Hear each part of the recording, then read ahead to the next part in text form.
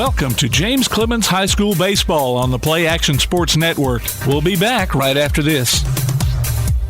North Alabama Gas District has provided safe, reliable, and economical natural gas service to Madison and surrounding areas of Limestone County for over 40 years. However, accidents and leaks do sometimes occur.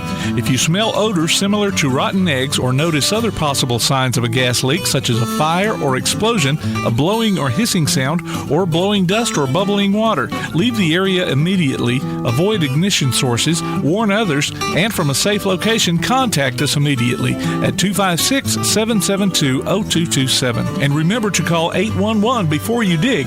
North Alabama Gas District, we take safety seriously. One of the worst feelings you can have is that of being stranded. Well, BT's Towing, Tire, and Truck Repair makes that a thing of the past, with 24/7 towing services and roadside assistance in the northern Alabama and southern Tennessee areas. But that's not all. They also offer truck and trailer repair, mobile welding, brake service and repair, new and used tires, and other major and minor repairs. Their name says it all, BT's Towing, Tire, and Truck Repair. For 24/7 response, call 497-8234. That's 497-8234. BT's Towing, Tire, and Truck Repair. Local sports are brought to you in part by Limestone County Commission Chairman Colin Daly. Visit the County Commission page at limestonecounty-al.gov to keep up with what's going on in the county and find out what ranks us in the top 5% in the state. You can also call Colin at 256-233-6400 or on his cell phone at 256-800-4544. Athens Utilities comprises Athens Electric, Athens Gas, and Athens Water Services. Together, we are committed to providing reliable and affordable electricity, natural gas, and water and wastewater services. We operate as part of the City of Athens, and just like our city's motto of Athens is classic, Southern, character, we believe in supporting what makes our community special. And that includes local sports. Call 233-8750. Come by our office at 508 South Jefferson Street or look for the link online at athensal.us. If you'd like to download a copy of this game or hear it again on demand, go to pasnetwork.net. You can find this game and previous games under the Archives tab. You can also subscribe to the Play Action Sports podcast and listen to it on your favorite platform like iTunes, Amazon, and Spotify, or ask Alexa or Google to open the Play Action Sports podcast, keeping you up to date on Athens and Limestone County sports. Play Action Sports.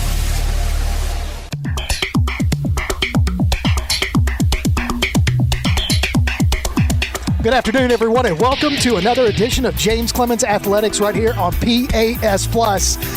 Tonight, we go to Toyota Field, the home of the Rocket City Trash Pandas, for another game between the James Clemens Varsity Baseball Jets and the visiting Sparkman Senators. Good evening, everyone. I'm Kurt Pierce. Alongside me, I got a new co-host. I got a new sidekick. I'm so excited. I don't have to carry this by myself, Tim. My shoulders are hurting. I got Brock Carter with me. Brock, welcome aboard, man. It's glad to have you. Kirk, I sure appreciate it, man. Fired up. We got some good high school baseball. Great matchup between two big schools here in the Madison area. I'm fired up. Sun is shining. It's not as warm as we'd like it to be, but we're ready to go. Now, the temperature's a little bit cold. It's going to continue to drop throughout the evening. Fortunately for us, it's only 7 innings, unless it just turns into a walk fest. Yeah, please don't.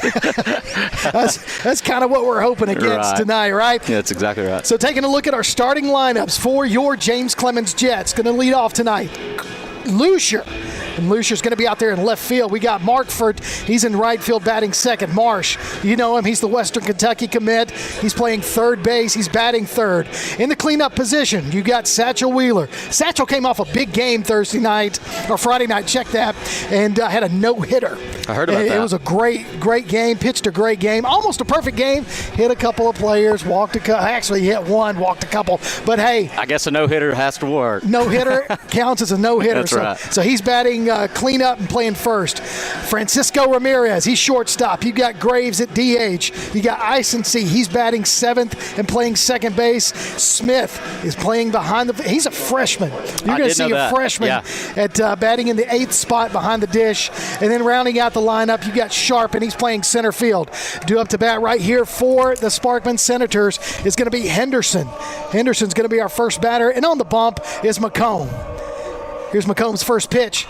It's going to be pop foul out of play behind the backstop and into the stands. You got to return those balls, don't you? Yeah. I was going to say, we're in HSA rules here. We got to take those balls back. All right, so McComb lines up for second pitch. Henderson, leadoff batter for the Sparkman Senators. Low and in the dirt. Yeah, our last conversation with Coach Kimbrough, we were talking about, we were taking on Hartzell. And Hartzell, their bread and butter has been small ball and getting on base and absolutely barreling up baseballs. And that's kind of been Sparkman's MO for years, man. They are small ball, getting on the bags quick. So here's the third pitch, swing and a miss. Nice fastball right there, right on that outside corner. So McComb comes in. He played first the other night, and so you've got Wheeler and McComb. They can interchange there at that first stop over there on first, and also pitch. Look at that ground ball, chopped right to Wheeler. Wheeler's going to field it, toss it over to McComb, make the tap out number one. 1, 2, 3, PFP. That's what Coach Carter says. That's what Coach Carter says. Right. How do you know Coach Carter? Coach Carter, I've known him for about 24 years now. I think me and him met at Huntsville Hospital back in 1999. So we go way back. So he brought you in. That's right. It felt bad for you? Yeah, he brought me in, and now here I am calling one of his baseball games. So next up is, I guess it's Pesci. I guess I need to put my glasses on. He's going to swing at first pitch. It's going to be tapped off of McComb's glove, and he's not going to be able to go over there and get that. Fortunately, Smith was running down the baseline, did what he was supposed to do, make sure that doesn't get away from him.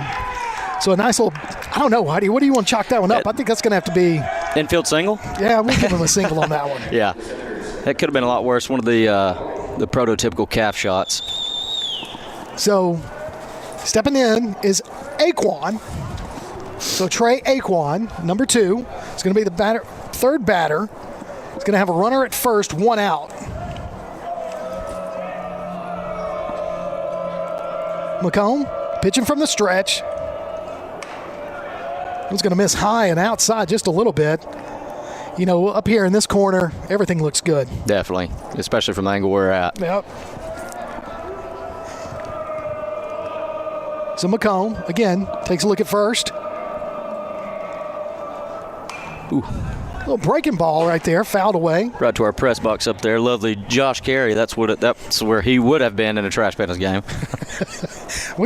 Josh has worked with us a little bit in the past. He's a character. He's got a lot of legend running through his blood, but he's a character. He has definitely got some of that. All right, here's the 1-1 pitch from McComb. Swing and a miss. Went low on him on that one. Yeah, I wouldn't be surprised if we see an all-speed breaking ball away here. So 1-2 the count to Aquan. McComb got a man at first, 1 out. Top of the first. Misses that outside corner. Ball 2. Sounds a giveaway pitch right there. Yeah, definitely. Trying to get him to chase something out of the zone. Yeah, we may see Smith working a lot in the dirt today. He's going to have to be a backstop. Like the way McComb kind of took a look at first. Right. That was a nice fastball there. McCoy got a little piece of it, hit off his knee. Umpire giving some velocity.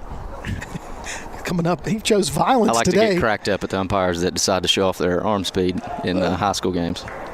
Well, a lot of them think they didn't play ball. Yeah. They want you to know. 2-2. Throw to first. Just not quick enough. Not big enough lead either. McComb keeping Petchia safe or, honest over there. That's going to be a shot towards second base. Isensee's going to field it, throw it over to Ramirez. Ramirez throws it up high, and fortunately we got Wheeler with some height there for turning 2. So you got to love that. Yeah. Isensee able to get that grounder, flick it over to Ramirez. Ramirez turns it over to first base for the double play, gets us out of the inning, and we've played top half. So we'll take a quick break. You're listening to James Clemens Baseball on PAS Plus. This is John. Hello. Katie. Hi. And Ted. Howdy. Ted's a welder. Katie's a dental hygienist. And John's an IT technician. IT, this is John. They all have 2 things in common. They're making good money, and they all have 2-year degrees or certificates from Calhoun Community College. We have classes in Decatur, Huntsville, or everywhere online. Choose Calhoun Community College. Your community, your college, your future. Register now. North Alabama Gas District has provided safe, reliable, and economical natural gas service to Madison and surrounding areas of Limestone County for over 40 years. However, accidents and leaks do sometimes occur. If you smell odors similar to rotten eggs or notice other possible signs of a gas leak, such as a fire or explosion, a blowing or hissing sound, or blowing dust or bubbling water, leave the area immediately, avoid ignition sources, warn others, and from a safe location, contact us immediately at 256-772-0227. And remember to call 811 before you dig. North Alabama Gas District, we take safety seriously.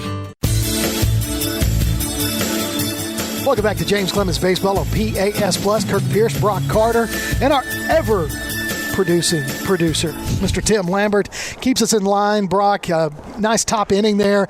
Got three batters, faced them, got them out on a double play there. Nice work there in the infield. Yeah, I was talking, going back to Sparkman being their speed and their small ball winning, but this James Clemens team from the games I've seen this season, that's been their MO as well. I mean, you got the top half loser right here. I mean, he's as quick as anybody that we've seen all year, and he's on our side, so that's always good. We're quick on the bases. Somebody like Cisco too, man. They are not afraid to play aggressive, and neither is Coach Johnson. No, he's not. And the one thing with Brad and I, Coach Kimbrough, we like to pick at him is we can't get him to do a hit and run. That Coach Kimbrough told me the same exact thing. We can't get him to do a hit and run. Now he'll do one every now and then, and he'll do it just for us, right. And it doesn't work. Yeah. It just irritates him. So I heard that he does not like the hit and run. He does not. Now you can check out the PAS Plus mobile app. It's your connection to all of our live streams, along with scores, game archives, and a whole lot more. Just go online to pasnetwork.net for the download links. First pitch to Lucier. Nice fastball called for a strike.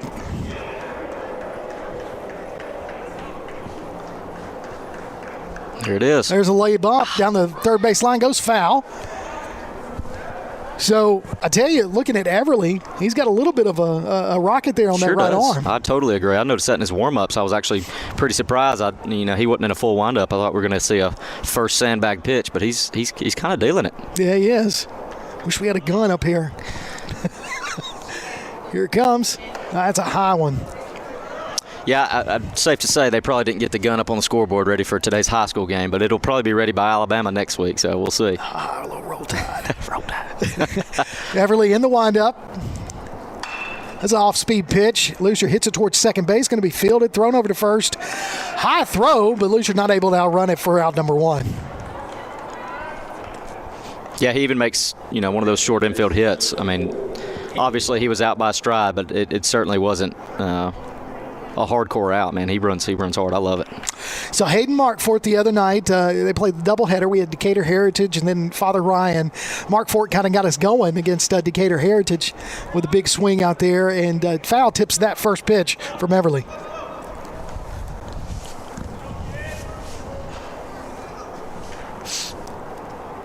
So Hayden Markfort plays right field for the Jets. Got some wheels on him as well. Went after that off-speed pitch there, swinging on that one. So 0-2 quickly to Markfort with one out. Whew, that's going to miss that outside corner. Yeah, you can tell when somebody's got trust in their velocity. If they go 0-2 and they're still fastball, and that goes to show you that he really trusts it. So we may see what one of his arsenal off-speed is. Stuck with it. Yeah, he did. That foul ball out of play on that one. Count remains 1-2. Talked to Coach Johnson before the game. He's got several players out tonight, including his son, all dealing with the flu. Oh, that's convenient. Yeah. So Satchel Wheeler also had it, but he's over it, and we heard him there. Got him on a little bit breaking ball there. Had Markfort guessing, and he let that called strike go by for out number 2. So now, Ty Marsh bats from the left-hand side. Third base.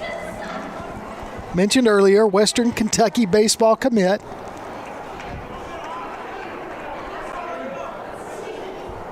He's had a big week. First pitch fastball strike. Got him looking on that one. So he's coming off a big week last week as well. Thursday and Friday, he put the bat on the ball.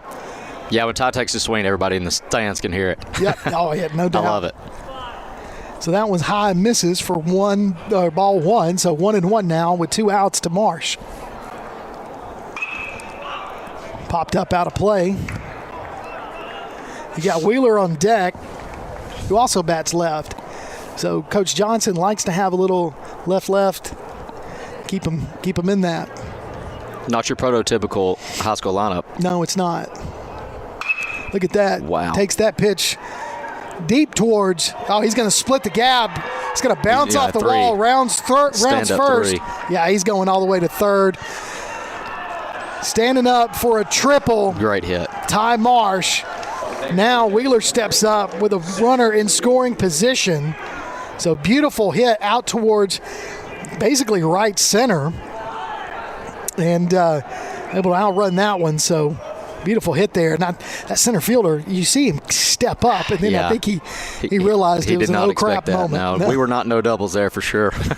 Then again, we are playing on a professional baseball field, so yes, we are. Some kind of slack. And that bounced off the 400. It did.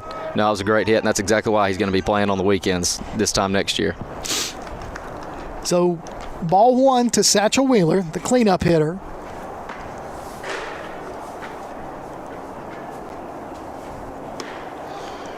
That's a called strike. So you could tell he loses a little bit of the velocity when he pitches from the stretch. But now he's going back into the windup. Or maybe he just took something off and I didn't notice.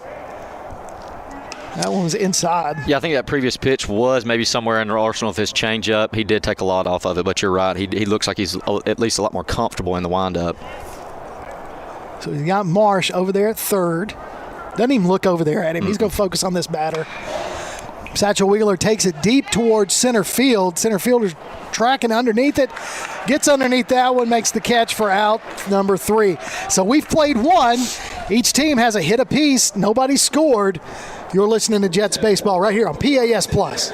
Looking for T-shirts with just the message you want? They're as close as your computer or mobile device. Just go to daddyoscustomtees.com and look through the selection of designs for the perfect one. Or say just what you want with your very own designer message. Daddy O's Custom Tees features short and long sleeve T-shirts plus sweatshirts, hoodies, aprons, mugs, and even pet apparel. With Daddy O's Custom Tees, you can have it your way, whether you need 1 or 100. Go to daddyoscustomtees.com. That's DADDYOS Custom TEES.com. DaddyOsCustomTees.com. Applebee's Tailgate Talk wants to recognize our local athletes, and you can help. Go to tailgatetalk.net throughout the school year to vote for the Applebee's Neighborhood Athlete of the Week. The winner receives a Tailgate Talk t-shirt from that shirt printing place. Submit your own nominations for future polls, too. While you're there, check out the Tailgate Talk archives and see what you might have missed. That's the Applebee's Neighborhood Athlete of the Week. Cast your vote today from Applebee's Neighborhood Grill and Tailgate Talk. Welcome back to James Clemens Baseball right here on PAS Plus at Toyota Field, the home of the Rocket City Trash Pandas. As James Clemens is hosting the Sparkman Senators as we get ready for the top of the second inning. Everly, Gross, and Williams do up this inning for Sparkman. McComb still on the mound for the Jets. So getting ready to throw into Everly. It's his first at bat in the cleanup position. Little change-up off-speed check swing. Did he go? He did. You don't see that a whole lot, but that plate ump came up firing, looking at that first base ump, and he called it. So high and outside. That was a good pitch. Yeah. Yep. Didn't chase that one. So Everly was kind of chasing that first off-speed pitch. McComb didn't get him on that one. So 1-1 the count to Everly. A little off-speed at the end of the bat. Wheeler's going to field that. Touch the bag, out number 1. There we go. Sticking with the PFP, except no pitcher in the PFP this time. Yeah, love that. No, he's doing good up there. He's standing tall. I like the way that he's having to approach him to these batters, and it seems like his fastball is his bread and butter right now. So yeah, well, he had him guessing on that one because that was a little bit of a changeup, yeah, hitting off the end of the bat. So now due up in the 5th spot, Ryan Gross for Sparkman. See what McCombs does right here with the fastball. Misses high and outside. Yeah, we must be at a pretty funny angle because these last few that have missed outside sure do look good to me. Well, I mean, we're sitting down the first base line in a little box area. That's a called strike. That's better. That's a breaking ball right there. I love that. The good thing is you can see how it breaks a little bit when it gets to that apex of it, then starts dropping in towards the left-hand side. Swinging. It's going to hit over to Francisco. He's going to throw it to first base.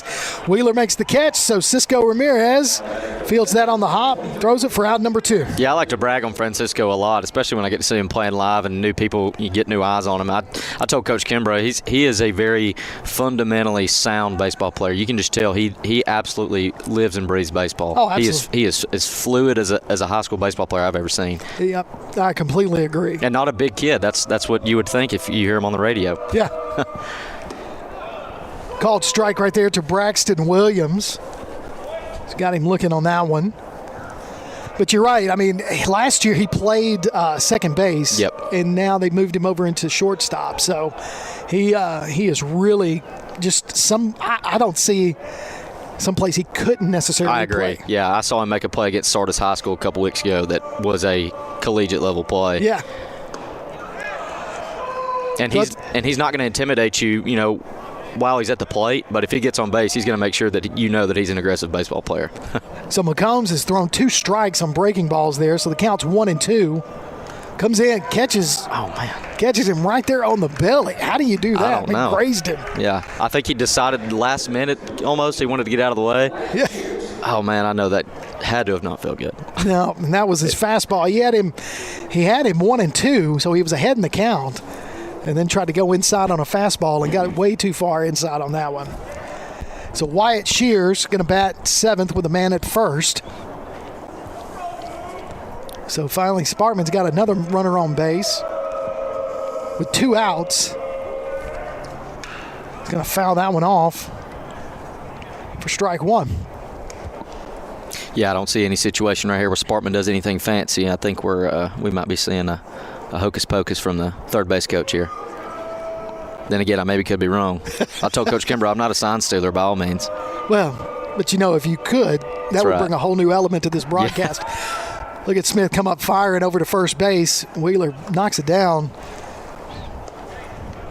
So the count is 1-1 to Wyatt Shears with 2 outs. Top of the second, no score. Both teams have a hit apiece. The first hit by Sparkman kind of ricocheted off McCombs' glove, and he was able to outrun it. The runner did. And then the beautiful hit off the center field, right center wall. Great hit. By Ty Marsh. And he made it on a triple, but we just couldn't bring him in because he did that with 2 outs. So here's the 1-1 pitch. A little change-up or breaking ball right there. Misses outside, ball 2. Yeah, with the aggressive lead this kid got here, I just wouldn't be surprised at this point if we really do see a delayed steal because, he is getting a huge secondary lead. Yeah. This is outside. So it's almost like McCombs is kind of worrying more about that Yeah, I think runner. he is. It is. It's intimidating, especially in a scenario like this. You got 2 outs, and you're trying to protect this as much as you can, but you got a guy over there that you might think is fast. It's intimidating. This is outside, ball 4. So Law got ahead of him on one strike and then threw 4 straight balls to put him on base. So now runners at first and second for Amari Jabbar, the number 8 batter in the lineup. We got 2 outs, and now we're going to have a courtesy runner come out there for Shears. So number 22 for them. For Sparkman's going to come in. Don't have a number on that one. That's all right. I'm not going to worry about it. We'll just cancel that. I don't have a name for him, but I see his number. The runner. He's the runner, number 22. He looks like he's shifty. So McCombs takes a long look at second base. That's going to be a grounder over towards Icensee. Icensee's going to get down on the dirt. Got to get rid of it. He throws it away. Gets by Satchel Wheeler, so that's going to score 1 run and put a runner at third. So an RBI single there by Jabbar. As I say RBI single. It's really an error. I was going to say, yes. Sparkman had to have everything go their way on that play, and it definitely did. So Icensee he got down there. Yeah, it was a tough play. He was trying to protect at least the ball getting past him, and he did. It was just a tough play getting up. The kid running the base to first base was quick, so he was trying to get out as fast as he could. So that puts the runner over there at third base. So you got runners on the corners with 2 outs, and now we've got Ty Aquan batting ninth.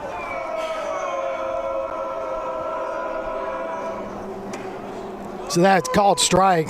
Yeah, it's a great way to get ahead. And, Coach Johnson, in the games I've seen, they do a real good job in first and third scenarios. So as a pitcher, you got to feel protected right here. You got a good defense behind you. Just trust your stuff and maybe let the guy put it in play. So the runner at first going to be thrown back over. Woo, I tell you, that was close. That was close. It really was. He did not think he was about to pick. I think it startled him. I think it did too.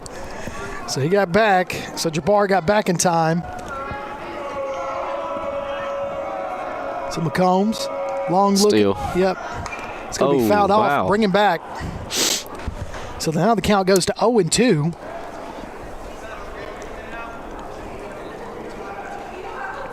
I think I would have left. I don't know if I would have went hit and run in that scenario, 2 outs. But maybe just at least a steal or delayed steal. But I think you got to make him run again. Yeah, you got 0-2 on an 0-2 right here. Make him run. Now the thing is McCombs got a fast enough flick over here. Certainly, he could get him. If you get him, going to step off. So Aquan calls time, gets it at the plate.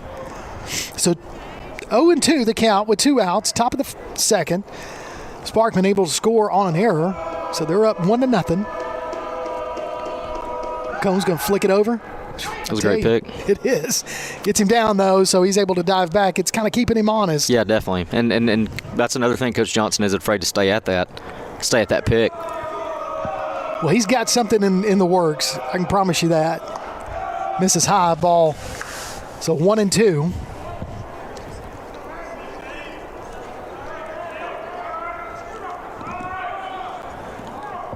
So it's, again, a beautiful afternoon, just a little bit breezy.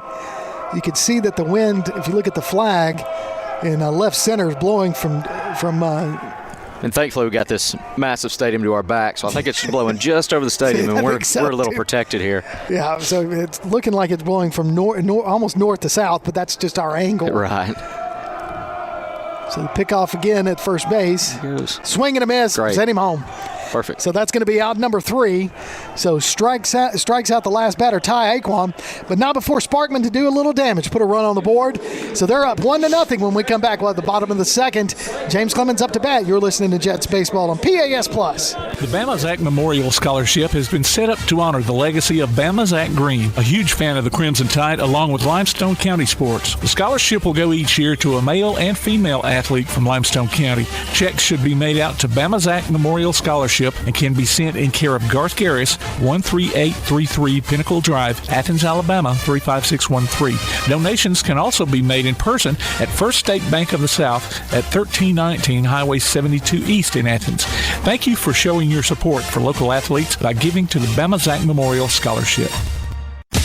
Attention high school sports fans, are you an armchair official? You know, the parent or fan who constantly yells at the referees and loves to let everyone know just how bad you think they are. Well, if you think you could do better, then get in the game and prove it. It's time for you to suit up and make the calls where they actually count.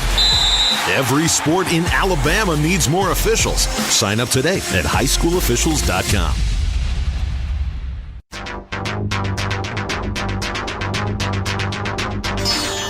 Welcome back to James Clemens Jets Baseball right here on PAS Plus. 2 up this inning. We got Francisco Ramirez, Ben Graves, and Jesse Icensee. Then maybe get down to Hayden Smith and David Sharp before the end. And if we do that, then we've got something going. Yeah, that'd be a great run. So Ramirez steps up to the batter's box to lead us off in the bottom of the second inning. He's going to take a look at the first pitch inside, misses, ball 1. Yeah, I'd be lying if I've said that of the at-bats I've seen Francisco have this season, about 500 of them have been bunts. Look at that one. He's swinging on that one. Chopper towards shortstop. Shortstop off of one leg. Gets it over there in time. Out number 1. Now batting number 21, Ben Graves. So Ty Aquan able to get over there and make that out. So Ben Graves now Stepping into the batter's box, he's our DH. Batting for McCombs. He's going to take a look at strike one. You heard that one pop all the way up here. Yeah, I saw Graves get a hold of a deep ball against Decatur Heritage last week. It was a great hit. And he's got plenty of room to reciprocate it here. And if he does, I think we might have another stand-up triple. Well, he's let two go by, so he's 0-2 quickly. Yeah. Long look. He wants him to call time. Well. Off speed, misses. I tell you. Might see a little bit more choke on the bat and closer to the plate. Yeah, he's choked up a little bit more than he was that last time. Here it comes. It's the heat. Nope. He throws a little off speed on that one. Gets him, tries to get him to chase it. Count goes to 2-2.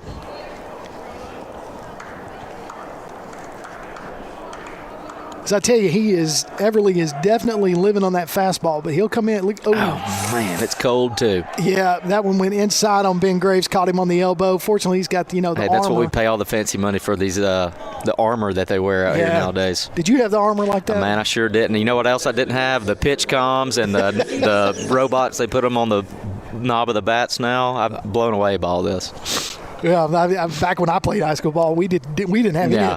Dude, I pulled out my aluminum bat, and it's still I don't even know. It felt like lumber. You're right. Yeah. Yeah, we got made fun of if we wore batting gloves. Yeah, no. And in baseball weather, that's you want to get made fun of or hurt. Sometimes you'll take the pain. Yeah, dude, I played ball back there when George Brett was back there, so that's how it's been a while for me. So Ison sees up to bat. Jesse, he's already looking at 1-0 count as Everly throws it over to first. That's going to be high and outside, ball 2. So catcher wants to have a talk with Everly. Yeah, I think what the talk might be here is he almost balked right there. I don't think he came all the way set. I'm thinking the coach may have told him to go talk to him right there. I understand he's living on the quick pitch here from the stretch and may not feel comfortable, but then again, they also might be playing the steal here because these guys pinched way harder that time than they were right before that first pitch. You can kind of see that over there when you look at the second baseman. Shortstop definitely kind of leaning more towards getting over there close to that second base bag. Ooh, that's close. That was close. So they try to throw it over there to Ben Graves. He's able to get back in time. Diving head first. He's got a lot of length, too. Well, that's what I was going to say. They see the legs of him. I think they might expect a steal here unless he puts another guy on by hitting. So Everly now down in the count to Ison see up in the count, or Everly. It depends on how you want to look at it. 3-0. I can promise you this: he does not have the green light. That's going to get away. No, he's not going to take off. That didn't go far enough. That was a weird throw. Well, what just happened there? That might be why he's stuck at first base. He doesn't have to make a whole lot of throws. Got a good glove. He's just 6'2". Yeah. Graves getting a nice lead. High, misses nice. Ball 4. So 4 straight balls there to Ison. So now the freshman behind the plate, Smith. Up next for the Jets, number 23, Hudson Smith. Yeah, James Clemens in a good spot here. I mean, I know Smith may be a little intimidated by coming to the plate here, but I mean, he's a sound baseball player. He knows he's got to put something in play here to move his team around. Well, the good thing is he's got Sharp on deck. Now, Sharp has been known to hit. He's also got some speed. So look at that line drive right back to Everly. Oh, doubled him up as he makes the catch. Everly does. Snow cone that one, then threw it to second base as Graves was way off and just doubled him up there. So play. Yeah, had 2 on, left him stranded. So we've played 2. Sparkman's up 1-0. You're listening to Jets Baseball on PAS Plus. North Alabama Gas District has provided safe, reliable, and economical natural gas service to Madison and surrounding areas of Limestone County for over 40 years. However, accidents and leaks do sometimes occur. If you smell odors similar to rotten eggs or notice other possible signs of a gas leak, such as a fire or explosion, a blowing or hissing sound, or blowing dust or bubbling water, leave the area immediately, avoid ignition sources, warn others, and from a safe location, contact us immediately at 256-772-0227. And remember to call 811 before you dig. North Alabama Gas District, we take safety seriously. PASnetwork.net. It's now your gateway to the Play Action Sports Network. Whether it's Play Action Sports coverage of school, youth, and amateur sports from Athens and Limestone County, or Calhoun basketball, James Clemens sports, and Applebee's tailgate talk via PAS Plus. PASnetwork.net. Follow the links to download apps to hear live streams and podcasts, enable Alexa skills, or listen live on your computer. Covering Athens and Limestone County area sports, PASnetwork.net. Welcome back to James Clemens Baseball on PAS Plus. Kirk Pierce, Brock Carter, getting ready for the top of the third inning.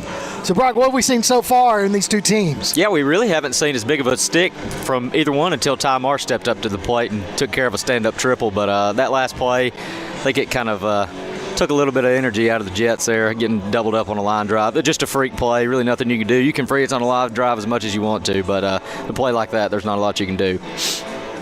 So now stepping up to the in the batter's box is number 6. So I got to be honest with you, I wasn't ready for that.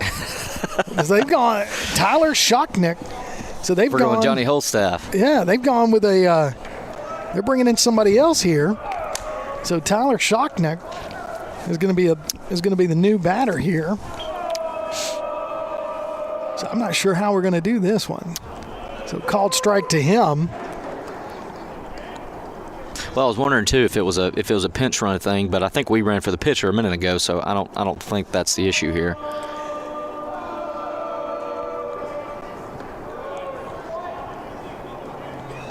So Tyler Shocknick, yeah, there we go. So we're going back to the top of the order. So now he's looking at a 1-1. So they actually started with a DH. Gotcha. So that the first batter to start the game was a DH. So now Shockner comes in. So he's got a 2-1 count against him. He looks 3-1.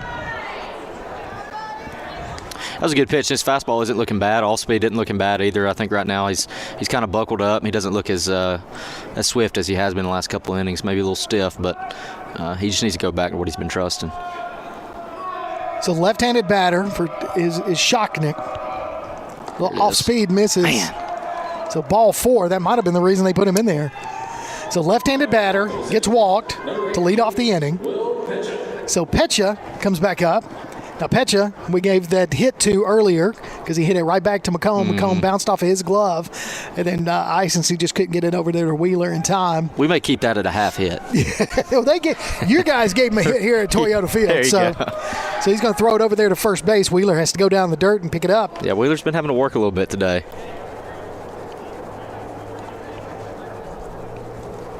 So here we go. He's got their only hit, Pencha. Will Pencha. Off speed high, misses ball 2, or ball 1. That's the first pitch to him. Check that.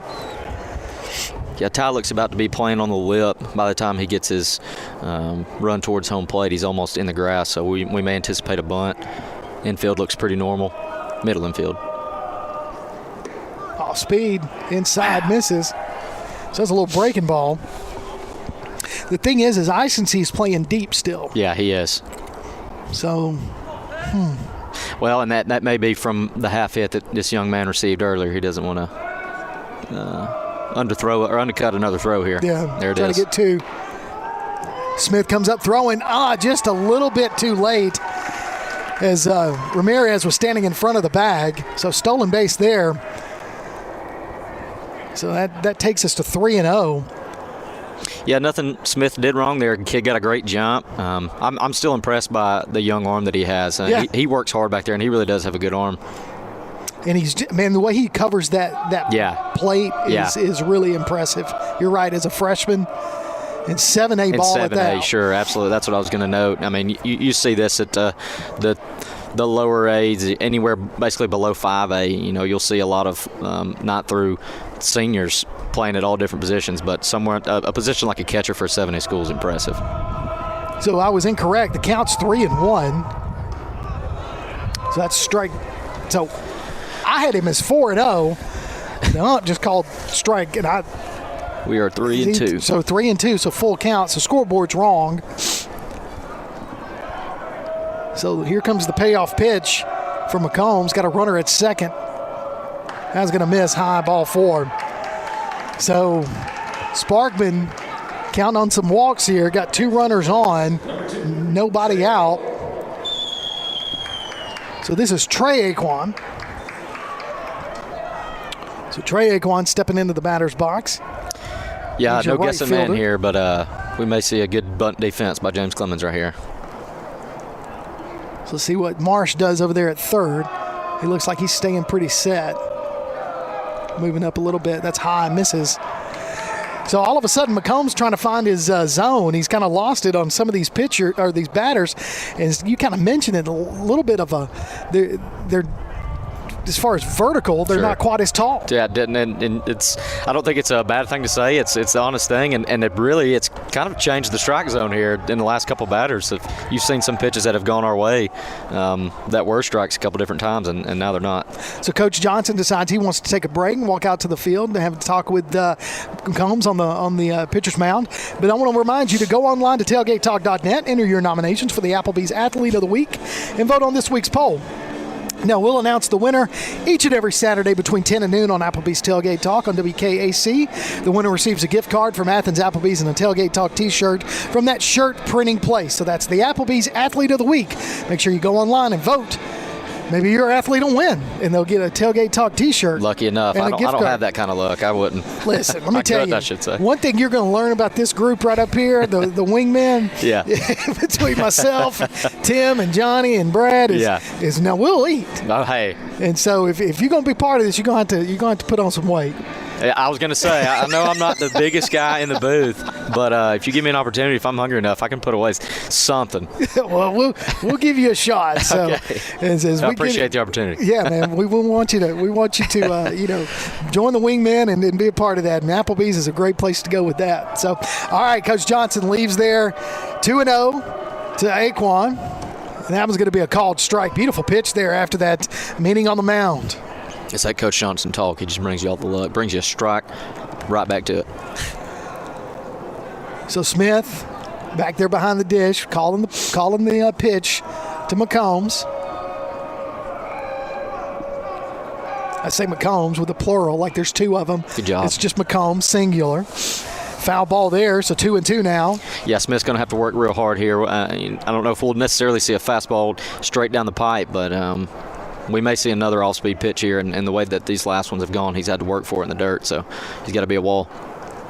So seeing him take off his helmet and adjust that earpiece, it's odd. It is. Well, and I think his flow hairdo has been interfering with that falling out of his ear. Well, I have hair envy. Look good, play good. That's it. So McComb in the windup, pitching 2-2 right here, misses outside, full count. All right, so 3-2, no outs, 2 on, first and second for Sparkman. So Smith adjusted again his helmet and that earpiece. Yeah. Coach Orr's probably telling him, hurry up and get that thing off. So McCollum pitching from the stretch, taking a long look. Don't worry about the guy at second. Let's get this out at the plate. Here's the payoff pitch. That's going to be fouled, heading towards you. Oh, man, you almost had that. I'm going to tell you, folks, he doesn't have it. He doesn't have it, and everybody boos you. God, I just got embarrassed in front of all the Toyota field, man. I had it. That was coming right at you, Brock. Oh, man, I dropped it. Yeah. Could have been the third out, or first out, I should say. That's all right, man. It's cold. I know those hands are stinging. That's going to be a line shot out towards, still going to go foul. It drifted off the right field wall, or the side wall, first base line, and got out of there. So count remains 3-2. So Aquan doing what we like to refer to as a QAB, a little quality at bat, making McComb go deep into this count. He is. Here's the pitch. That one's high, misses, bases loaded.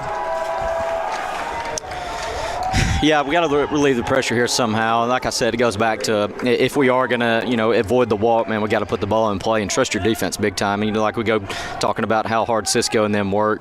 Put the ball in play, let them work. Ty over there, too, with a great arm across the diamond. So I see some action in the bullpen over in the left field for James Clemens. So McComb, bases loaded. Everly, the pitcher, up to bat. Swinging and missing. Strike one. He grounded out to first base in his first at bat. So maybe we can get him to ground into a double play. Or maybe ground to McComb and he just throws it home to Smith. Definitely. Throw it to first base and then we got him. Check swing. Yep. Call it a strike. So 0-2 quickly to Everly. Yeah, corners in, and so far, I mean, as long as we stay in the head and the counter here, we'll keep a perfect inning. Misses ball one. Don't hate that pitch, especially after he chased the first one. That really wasn't, I don't think, going to be a strike. So we're still ahead 1-2. Corner's still in. I think we're still pressure's on Sparkman here. So here we go, McComb. Got him to check swing. No place to put him. Did he go? Nope. They said he didn't. Looked Great like block by Smith. I tell you though, it looked like he kind of the same check swing from what he called a strike. I think he might be one of the hitters that he knows he's going to swing before the pitch comes. He's going to hit that one off the end of the bat, and it's going to drop just fair right over Wheeler's head. So that's going to score one. 4-4-4. So scoring two. So now RBI single there by Everly to help himself out. As now you got runners on the corners with two scoring in there. Man, that just hit right off the end of the bat. Yeah, sure did. That is one of those blooping bunts, as people call it, no man's land. But, I mean, that's what's going to get the job done. So now you got Aquan standing at third, Everly at first. Nobody out.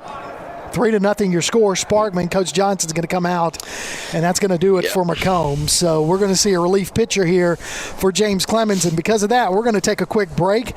When we come back, we'll have more action right here from Toyota Field. You're listening to James Clemens Baseball on PAS+. One of the worst feelings you can have is that of being stranded. Well, BT's Towing, Tire, and Truck Repair makes that a thing of the past with 24/7 towing services and roadside assistance in the northern Alabama and southern Tennessee areas. But that's not all. They also offer truck and trailer repair, mobile welding, brake service and repair, new and used tires, and other major and minor repairs. Their name says it all. BT's Towing, Tire, and Truck Repair. For 24/7 response, call 497-8234. That's 497-8234. BT's Towing, Tire, and Truck Repair. Local sports are brought to you in part by Limestone County Commission Chairman Colin Daly. Visit the County Commission page at limestonecounty-al.gov to keep up with what's going on in the county and find out what ranks us in the top 5% in the state. You can also call Colin at 256-233-6400 or on his cell phone at 256-800-4544. Athens Utilities comprises Athens Electric, Athens Gas, and Athens Water Services. Together, we are committed to providing reliable and affordable electricity, natural gas, and water and wastewater services. We operate as part of the City of Athens, and just like our city's motto of Athens is classic, Southern, character, we believe in supporting what makes our community special. And that includes local sports. Call 233-8750. Come by our office at 508 South Jefferson Street or look for the link online at athensal.us. PAS Plus, top of the third here at Toyota Field. James Clemens hosting the Sparkman Senators, and no outs, 2 on the corners. James Clemens trying to keep from additional runs getting across the plate as Noah Jarrell has now come in for McComb on the mound, and 3-0 your score, and Coach Johnson he had to pull the trigger on that. Yeah, he did. Yeah, we added some speed over there at first. We're in a first and third situation here, no outs. We're definitely going to see some small ball put in play here. We're solid defense on first and third situations, so Cisco really leads us infield, and Smith really knows what to do with the ball here. So trust your guy, throw strikes up there. So pinch runner in there for Everly, or courtesy runner in there for Everly. And he's trying to get a good run, and he's right off the bat. There it is, perfect. Yep, and he overthrew Isense, which is going to bring in another run. So they had the play where they were going to get the runner going from first to second, and then Jarrell comes in, the first thing he throws, and he throws it out to center field and scores a run. Yeah, it's going to have to be one of those things now where you etch it out. You got to go get this batter now. You can't really worry about that play, move on to the next one. So that's an error on Gerald.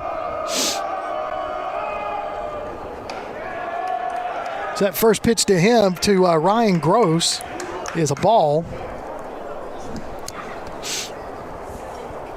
So now, and he's 0 for 1. He grounded out to Cisco his first at bat at short. So that one's in the dirt, ball 2. That runner's going to go ahead and make his way over to third on a pass ball. So 2-0 with a runner at third. Nobody out in this top of the third. Yeah, we got to be smart with the baseball right here. I mean, like I said, putting in strikes. Smith's still working hard back there. Let that one go just a little bit. Just freak off speed pitch that down away in the dirt. And he tried his best, but sometimes when a ball bounces like that with an off-speed pitch, there's just really nothing you can do about it. So 2-0 pitch to Gross. He's going to miss that outside corner, ball 3. Yeah, you just got to throw a strike right here. Just quit worrying about that runner. That one runner over there is. We got to get an out. Yeah, good chance you see a green light here. He's down in the dirt.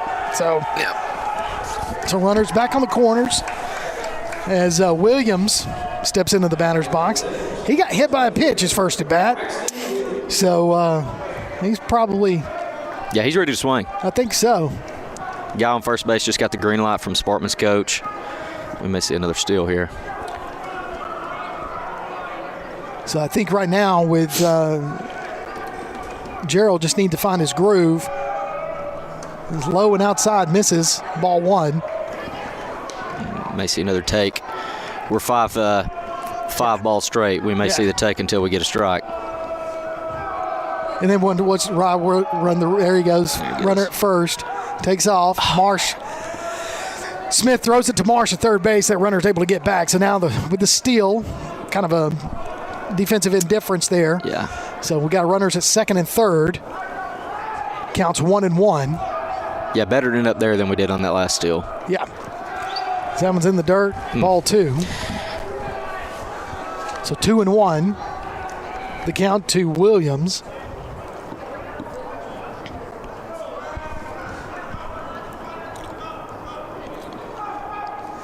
It's a long look at Smith, trying to get the. Great block. Yeah, Smith just able to bounce that one off his chest, keep that one in front of him. Otherwise, there was another run coming. Yeah, it's impressive how hard he works back there. And it's also when he does, which is rare, let one get by him. He shows it like he's upset in a good, mature way. Oh, no doubt. It's going to be off the end of the bat. It's going to go over to Eisenseith, throws it to Wheeler. Another run's going to score, move the runner over from second to third. So finally got us an out on the board. So it's a sacrifice RBI right there by Williams. Yeah, second, third, no out there. I mean, that you're going to have to get what you can right there, and that was the best scenario for us as far as getting an out. So now Gross moves over to third. You've got Shears, the seventh batter in the lineup, with a runner at third. And that one bounced before it got to the plate for ball 1. So now Sparkman's extended their lead 5-0 in this top of the third. Misses outside, ball 2. Yeah, and this has really come off of just one strung along hit, and Sparkman hasn't showed anything as far as big swings here that could intimidate our defense. So we just got to get up there and throw strikes. Down in the dirt, Smith bounces it off his chest. Tell you that there is not a harder working position than catcher. It's really not. I mean, and it is not very rewarding. No, it's not. I mean, you're exactly right, and you wear your knees out. Yeah, you do. Hence why I was wincing when I sat down. Yep. That one's going to miss that outside corner. Man, I thought that one was in there. 4-0. So now runners again on the corners. And now Amari Jabbar, 0 for 1. He was able to reach on an error earlier. And so we'll see what we can do here. See if we can turn 2. So obviously looks like first base coach is telling the runner don't want to get into 2. Yeah, it's a conversation of be smart here. We don't have to have your run, but they're not going to let their foot off the gas. I mean, they're not going to hold up, especially as early in this ball game as we are. So Gerald throws it over to Wheeler, tries to get the pick off. Got a runner at first and third. Misses outside corner again. You got to throw strikes. Just got to go for it. Trust the defense. Let them hit. Let them bunt if that's what they're trying to do. Yeah, either way. Let them put the ball in play. We just can't live and die by the ball here. Yeah. So 5 runs off of 1 hit, or 2 hits actually.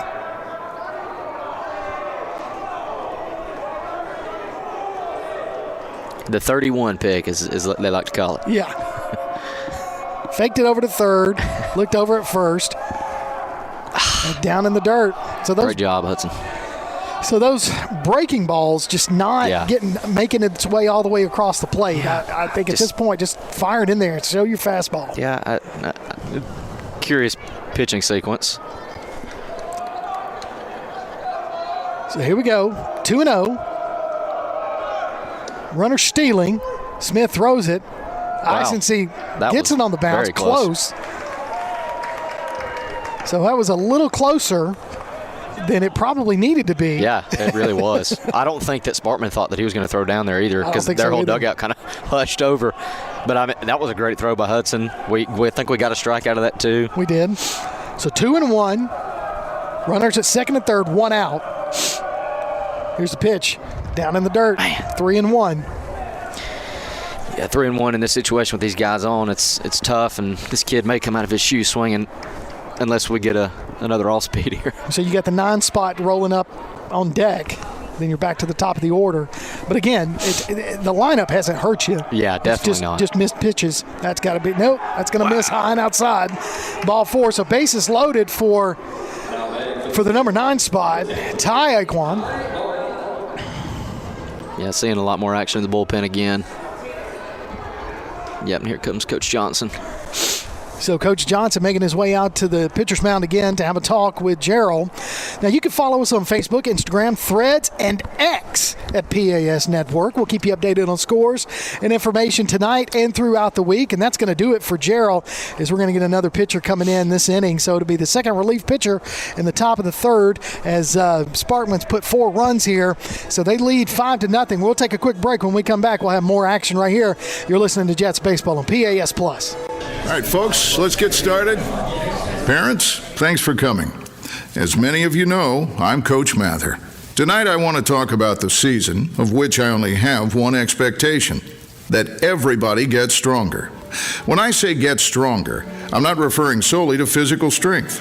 Sure, we'll be in the weight room, we'll be running stairs, but we're also going to focus on developing mental toughness and grit, because those are the characteristics that allow us to achieve greatness both on and off the court. So how do we develop those things? By getting comfortable with a challenge, by cultivating the confidence necessary to overcome adversity in all forms. That's why I coach. That's my purpose. Every member of this team can lean on me, and I'll teach them how they can lean on themselves and each other. This message presented by the AHSAA and the Alabama High School Athletic Directors and Coaches Association. This is John. Hello. Katie. Hi. And Ted. Howdy. Ted's a welder. Katie's a dental hygienist. And John's an IT technician. IT, this is John. They all have 2 things in common. They're making good money, and they all have 2-year degrees or certificates from Calhoun Community College. We have classes in Decatur, Huntsville, or everywhere online. Choose Calhoun Community College. Your community, your college, your future. Register now.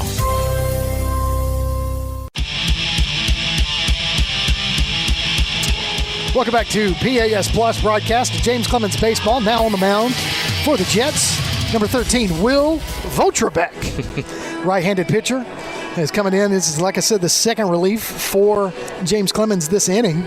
They got bases loaded. He's got 1 out. So he's facing the number 9 batter, Ty Aquan. And let's see what he can do. I haven't seen Votrabek yet this year. Yeah, well, the mentality here definitely just has to be new fresh start. Start from zero. It's almost like put the blinders on. Remember that you're in a situation here with runners, but just you and the catcher, pitch and catch. So here we go. First pitch from Votrabek.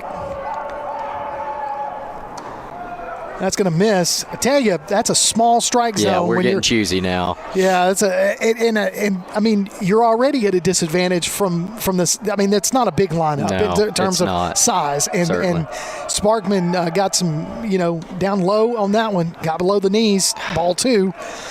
So Votrbeck trying to find his zone, misses 2-0. So the number 9 batter, number 10, Aquan, Ty, that is. Here's the windup. That misses high. Tell you, most players, that's going to be a strike. Yeah, that you are exactly right, and that's something we discussed vertically on the field here. Sparkman not intimidating with the size, and Coach Johnson's a little upset that the strikes aren't kind of rocking and rolling our way. So 3-0. Misses. Nope, calls it. I think that was a delayed one. He's thinking, man, I ain't seen a strike in so long. I can't remember which way am I going here. What do they look like? Yeah. That looked like maybe one. Yeah. So 3-1. So Votrbeck trying to get ahead in the count. Here we go. Right there, down the middle. Perfect. That's got to be strike 2. Now we got him. Full count. Here we go. So I would love to hear what Coach Orr's saying in Hudson's ear right now. And we got one out. We're bases loaded. We're 3-2. Do we go fastball? And I believe we are. So here we go. Is he looking for a walk? He asked for timeout, Nice. Swing and a miss. Great pitch. Strike 3. So did you see him ask for time right there before the pitch? No, I did not. No, actually. did not I get was it to actually him. watching the pitcher because I was assuming we were going for the time. They were going for the timeout, but I was seeing if he was going to delay, and I guess he did. So Tyler Shockneck, who got us started with the walk at the beginning of the inning, was able to score. So he's back up to bat. He's the DH now. See if he started it. See if we can end it with him. So ball 1 to Shockneck. Yeah, as a pitcher, you got to recognize the relief that you just got getting that out. I mean, you're 2 outs now. Who cares? Your bases loaded. Be smart with the ball. Don't put anything past, but throw strikes here. Yeah, get a ball in play. All you Certainly. need, anybody got to touch a bag, touch anything. Anything. That one misses outside, ball 2. I think Hudson may have gotten crossed up there. Usually, sometimes when you see something like that, he was leaning out and the ball came in, and he actually lost his mitt in the process. So 2-0. That catches that inside corner, strike 1. So I'm going to go ahead and tell you, and this is one of the things as a former baseball player and a coach. Now, when I'm a player, if I'm looking at this and I'm seeing a pitcher that's missing, obviously I'm going to look for a walk. But as an opposing coach, I'm like, good grief, they're not going to swing. Exactly. Yeah. Look at that. That's a swing. That's a pop up towards shortstop. Ramirez getting underneath it for out number 3. So finally getting out of that inning, and it just took us just throwing some strikes there. But we played up until the top of the 3rd inning, and they're up 5-0. Sparkman is. So we'll take a break. Come back. Well, at the bottom of the 3rd, you're listening to James Clemens Baseball on PAS+. The Bama Zach Memorial Scholarship has been set up to honor the legacy of Bama Zach Green, a huge fan of the Crimson Tide, along with Limestone County sports. The scholarship will go each year to a male and female athlete from Limestone County. Checks should be made out to Bama Zach Memorial Scholarship and can be sent in care of Garth Garris, 13833 Pinnacle Drive, Athens, Alabama, 35613. Donations can also be made in person at First State Bank of the South at 1319 Highway 72 East in Athens. Thank you for showing your support for local athletes by giving to the Bama Zach Memorial Scholarship. Looking for t-shirts with just the message you want? They're as close as your computer or mobile device. Just go to daddyoscustomtees.com and look through the selection of designs for the perfect one. Or say just what you want with your very own designer message. Daddy O's Custom Tees features short and long sleeve t-shirts plus sweatshirts, hoodies, aprons, mugs, and even pet apparel. With Daddy O's Custom Tees, you can have it your way, whether you need 1 or 100. Go to daddyoscustomtees.com. That's DADDYOS Custom TEES.com. DaddyOsCustomTees.com. Welcome back to PAS Plus and James Clemens Baseball. We're at Toyota Field, home of the Rocket City Trash Pandas. Not far. You're about to have some action out here. Sure are, man. We got Alabama coming here next week and a game against Belmont, and then April 9th's opening day. Be here before we know it. So bottom of the 3rd. Due up this inning, you got Sharp, Lucier, and Markford. Hopefully we can get down to Marsh and Wheeler because we got something going. We got to do something. Bottom of the 3rd inning, Sparkman on top, 5-0. As Sharp swings at that one. Foul ball. Yeah, besides Ty's big hit there, I don't think that Sparkman's really got to see the full fledge of how big that James Clemens can swing it here. So if we come out aggressive here, I mean, we got a quick 1 through 4. So we got to put bat on ball. We really got to get guys on the base. So Everly bringing that heat on that called strike 2 is Sharp. Thought it was a little bit outside. So 1-2 the count to Sharp. As for time, gets it. Got to reset. So here comes the 1-2 pitch. He's going to pop that one.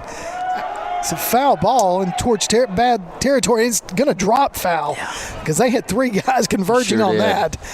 Unfortunately, it went foul. So count remains 1-2. Yeah, not very often that high schoolers get to play on a wide of a field as they are right now. So I'm sure having that much room to run, I'm sure they probably are like, well, how in the world did I have this much room to get here to this ball and I still wasn't able to get to it? So 1-2 to Sharp. Got to get some runners, guys. We got 2 errors on our side here. Look at that. Sharp going to hit it back over there. Foul. This time it's going to go out of play. So count remains 1-2. So, yeah, let Everly pitch some more. Right now he's only pitched 34 pitches. Yeah. Coming into this inning. Just right above 30. Yeah, we've got to get more on that count. So here we go. Perfect. Line drive. Is he going to split the 2? Nope. Right fielder's going to get underneath that and make the catch. It sure did look like a gap hit from here. I thought that was going to be for sure double. So he got it out there in the outfield, but it just stayed up a little too long for out number 1. So now we go back to the top of the order as Lucier comes in. 0 for 1. Grounded out to second base to lead the game for James Clemens. His second at bat. Here we go. First pitch to him misses, ball 1. Yeah, Carson's got to be a big leadoff hitter here. This is why he's in this spot. That's why Coach Johnson trusts him. His team trusts him. He's got to get on base. Tell you what, man, when he hits, and if you're not careful, he'll be standing on third. Sir, absolutely. Sure. So here's the 1-0 pitch. High, misses outside, ball 2. Yeah, he's another very passionate, fiery baseball player as I've gotten to watch him this past season. He is a live and die by the baseball, just like Cisco and the rest of this team is, of course. That one's going to miss low. Ball 3, so 3-0. And, a lot of that is just the culture. It is. The way Coach Johnson runs this club. It is. And they know what he's been around baseball all his life. Ball 4 is going to put Lucier on first. Coach Johnson, been around baseball, lives it, loves it, coaches, you got to get him to tell you some of his Texas Ranger stories, I've heard of some Nolan Ryan stories. Yeah, those are some good ones. I'm afraid to hear anymore. Yeah, he might have had an eyewitness to one Robin Ventura. I had a closer run-in with Ryan, but Coach Johnson got to see that as well. So Lucier's on first, yeah. So Mark Fort is now at the bat, try to pick up Lucier at first, and he gets back safely. So, yeah, that's always a good story if you can get Coach Johnson to tell you that one. Yeah, I sure don't remember that one. So, Mark Fort. Wow. He put his hand in his pocket. He did. So, Mark Fort kind of check swing, but it was outside the zone. Maybe the ump thought about calling it, but then he put his hands in his pocket. He realized how cold it was. Yeah, I don't want to keep my hands out any longer. So, 1-0 pitch to Mark Fort. Got Lucier on first. He's going to ground that one towards second base. Lucier. You're not going to get him. No, he's not going to get him. He fumbles the ball. So an error on the second baseman as Markfort's going to run that one out at first. So now we got runners on first and second with Ty Marsh up to the bat. Man, if you hear, as a second baseman, if you hear Carson running to the back that hard and that ball is coming right in between you and him, I don't know if I'd be able to field that either. It's an intimidating sound. Well, by the time the ball was at the second baseman, it was a slow roll. Lucier was already almost to second. He was. So now we got Marsh. Marsh had a stand-up triple at his first at bat, so we sure would like to see another one of those because that would definitely bring in 2 runs with these 2 guys on the bag. So Mark Ford at first, Lucier at second, ball 1 to Marsh. Yeah, I wish I could whisper in Ty's ear right now that our production team told us that they would be testing out our new home run lights. So if somebody hits a home run, all the lights are going to change. I hope I don't jinx him here. Well, I hope you don't either. But I tell you what, if he could go opposite field right here. Yeah, definitely. That would be. Couldn't agree more, because not only would it be in the gap, but I don't know if the left fielder would even know that the ball was over there from the way that the sun's setting right now. I mean, the way that they've shifted, so they've definitely shifted towards right field, and that is a big shift. Yeah, now you know why they prefer that the Trash Panda game start at 6:35, because that sunset's just perfect right above the left. Right there, isn't it? It is. It is right there in those eyes. So 2-0 to Marsh. Runners at first and second, 1 out. That's going to miss, ball 3. So 3-0 to Ty Marsh. Wheeler on deck. Yeah, if we get Ty on base here, we got 3 good athletes on the base running around. So we need a big hit to follow. Perfect. Misses outside, ball 4. Takey base. So bases loaded now for Wheeler. As does Wheeler have the juice to go 326? He's going to have to. So they're going to. Sparkman coach is going to go out there and have a talk with Everly on the mound. So you can tune in for Play Action Sports Update 3 times each weekday for school, youth, and amateur sports news from the Limestone County area on 1080 AM WKAC. So a lot of people probably, just here, this is the second time you've been able to join a broadcast. Coach Kimbrough was able to be with you on Thursday. And so not a lot of people know much about you, but you do work here at Toyota Field. You are part of the Trash Panda staff. Tell them a little bit about what you do. Yeah, absolutely. I work for the sales team here for the Trash Pandas. My role is called an account executive. I was just telling Kirk here earlier that I started as a full-time role in September, and we basically we sell the suites, we sell the groups, we sell the corporate partnerships, and I can't even begin to tell you the amount of people that I've met and some of the awesome relationships that I've made here. This is an incredible place. I mean, you could look around. They take such good care of this place. That's great. There's so much respect for this stadium and for this team, and it's awesome. Well, we're just tickled to death to have baseball back here. Oh, my goodness. Professional baseball in the North Alabama area. It was gone for so long, and to get the Trash Pandas up here, Wheeler takes a big hack there, strike 1. So.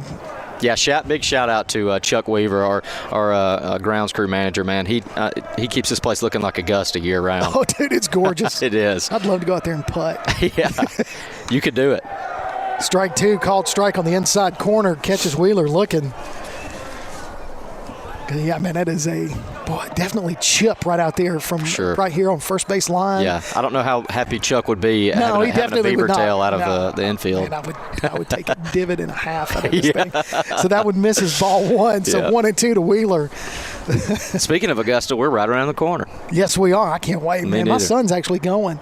Oh, that's awesome. He's going to go to the practice rounds. That'll be great. And so he's excited about that. Wheeler takes it deep out towards right field. Right fielder's going, man, he was playing it. Yeah, he did. And so that's going to score Lucier on a tag up there. But sacrifice fly, RBI sacrifice, whatever you want to call it. You know what I mean? That's right. Everybody knows. So we got a run in there, and that's what mattered. But he was definitely Jabbar out there in left field was playing that left. And so runners stay at first and second, though, unfortunately. But we were able to get Lucier in. Yeah, Sparkman's got to be careful shortstop here. Sparkman's outfield, they were just shy of playing straight-up defense, and now I think they're a little bit back at it. So Ramirez is going to hit a hot shot over to third base. That hot corner can't handle it, and he's going to get on first base. There you go. I tell you, that one just kind of jumped up on that third baseman. Yeah, and I think it was the same thing kind of as the hit that Carson had when I don't remember who it was that hit it when Carson was on first. But anyways, it was a slow roller. I still don't know if he would have been able to throw I don't think Cisco out over here at first. No, so we're gonna give him a hit. They're not gonna give him one on the scoreboard, but we are here as now Graves steps into the bat. And Graves looks at a called strike 1. Yeah, Coach Johnson telling all these guys, get a bigger lead. So we got bases loaded with 2 outs, and we're on the board. 5-1 your score. In the bottom of the third. Took something off of that one and just had Graves guessing.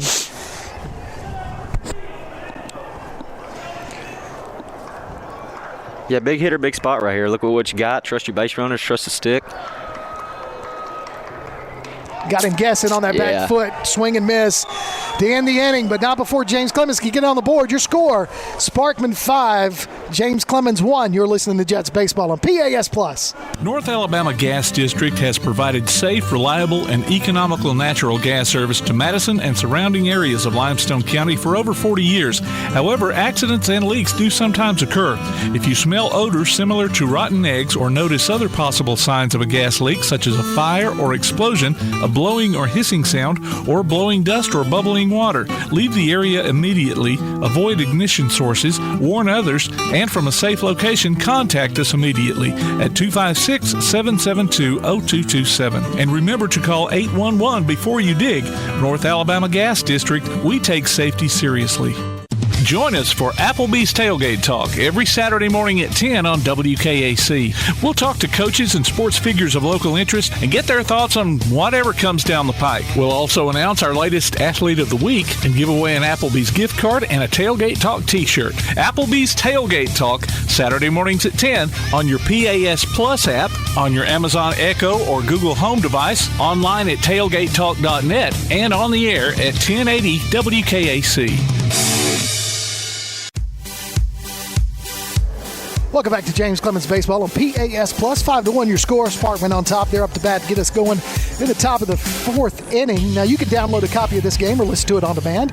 We're going to PASnetwork.net. There's a streaming schedule of games that we got upcoming and links to our mobile apps, too. And if you want to relive the moment where Brock embarrassed himself trying to catch that foul ball, please do. You can go and download this game and listen to it again live, actually delayed or recorded or whatever you want to call it. But you can go and hear it, Brock, you know. I don't know if I want to, but now that we're telling everybody in the stadium, I'm sure when I get here in the front office this morning, it'll be playing over the PA. That's awesome. So first pitch from Votrabek to Petsia. How about that? Yeah. It misses for ball one. That one misses two, and it's 2-0 now. Yeah, Will came in on that last inning. It was great. I mean, that goes to show you it's a testament to him coming in as a pitcher and kind of wiping the slate clean mentally and just coming in throwing strikes and getting a guy out. And hopefully he can kind of reciprocate that for the next few innings. So 2-0 to Petsia. Little off-speed pitch, pops it foul. So Marsh has got some room. Oh, he overran it. He overran that one. He sure did. He overran that one. It was playable. A lot of foul room here that you don't really realize how wide it is until you get out there. Well, he really kind of took a bad angle, too, because he went towards 11 o'clock. He really should have probably turned around and run a little bit towards 12. We can blame it on this wind that's coming over the top of the stadium and blowing it south. So that foul ball takes the count to 2-1. That one's going to be here we go. Up, and does Hudson have some room here? He overran it too. Man. Goodness. So I tell you. It's that wind, man. So you've been out there on the field. So, I mean, is it that hard to judge? Well, you know, I don't know if it's that. I think it might be more or less transitioning from a high school size field. And not to say that James Clemens, of course, is a small field by all means. To me, it's one of the bigger high school fields I've ever been on or seen. I think that's on purpose, too. Yeah, it is. But just the transition from how wide open everything is in the stadium, too, I think it just kind of changes the landscape. It changes the feel of how everything is. You feel like you're on a professional field. So I think that changes it mentally. That was low and in the dirt, so the count goes to full to Petsia. So Votrabek, like you mentioned, came in the bottom of the top of the third inning, was able to get us out of the inning, and right now got a full count. So here's the payoff pitch. That's got to be a called strike. No, he's going to miss the outside corner. So it's going to lead off walk to start the inning. Top of the fourth. Sparkman on top by 4. 5-1 your score. As Trey Aquan comes in. Yeah, I got to wipe it clean here. New batter. I don't think we've seen a whole lot of speed out of this guy on first. So it's going back to trusting your defense, man. Throwing strikes. So here we go. First pitch to him, off speed. It's going to hit right to Cisco. Cisco's can turn two if he can get it out of his glove. Safe. He was able to outrun it, but we did get the leadoff runner at second base. So Isency able to get that pitch from Cisco, get it out of his glove over to Wheeler. And now Wheeler, they just called him out. the plate ump came up and called the runner out. I was wondering what just happened. So what did he do? So it is a double play. Maybe he missed first? Because from our angle, it sure did kind of look like he was pretty safe. So the ump, he's not backing down. No, he's not. So he's staying in it. Maybe he is on our side. I'll take it. Yeah. I will take it. So we'll just call that one a double play. I don't know what happened. That's a line drive that's going to drop right there. As is that the same kid that got the hit over here? Yeah. Well, let's see. So. Yes, it was actually. How about that? He blooped another one. That's impressive at this point. So that's Everly. That's the pitcher. Yeah. So he blooped one right over Ramirez's head, and Lucier was on his horse, but just could not get up there in time. No, I mean Carson can absolutely fly, and Cisco has got a great glove, but there's really nothing you can do about a hit like that. So now the number 5 batter, Gross, who's 0 for 1 as well, steps in. He walked his last at bat, which did most of them. Yeah.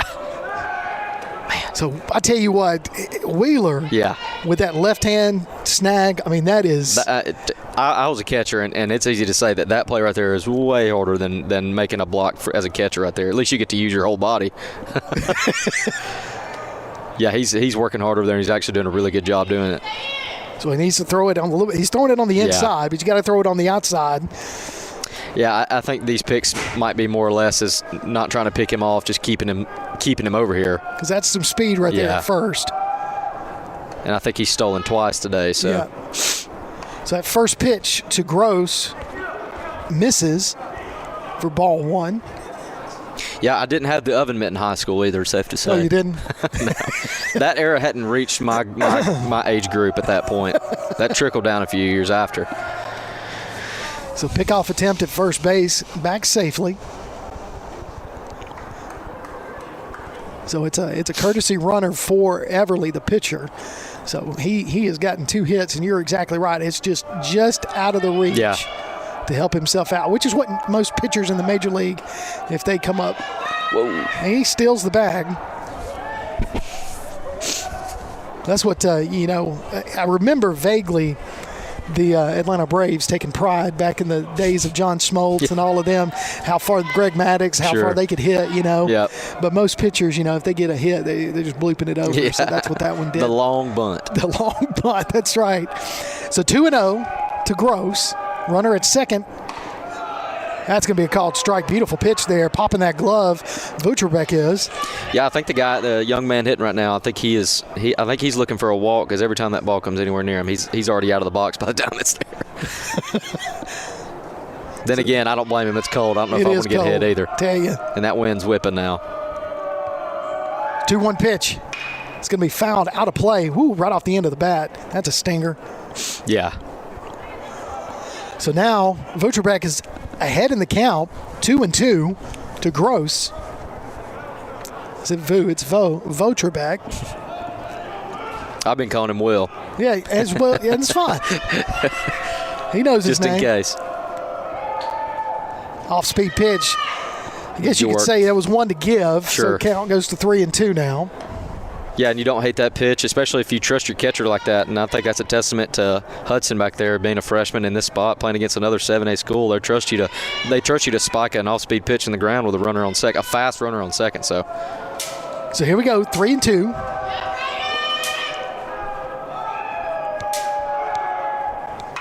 That's going to be hit right over to Ramirez. Get it out. Ramirez gets rid of it, throws it the first.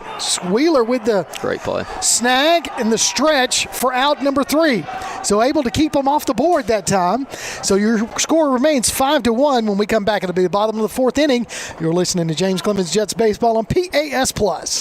Here's what's on the Jets' radar. The JV baseball team will play at home against Florence on Tuesday, while the JV and varsity girls soccer teams also host the Lady Falcons. JV softball will be on the road at West Morgan. On Wednesday, the freshman boys soccer team welcomes Gadsden City. Varsity, JV, and freshman baseball will play Hazel Green at home on Thursday, while varsity and JV girls soccer teams host Decatur. Varsity softball will be at Florence, and golf teams take on Austin at Point Mallard. On Friday, varsity baseball baseball is on the road at Spain Park. Varsity girls soccer will be at Auburn, and tennis teams will be at the Aggie Invitational at Sand Mountain. We'll be back with more coverage from PAS Plus.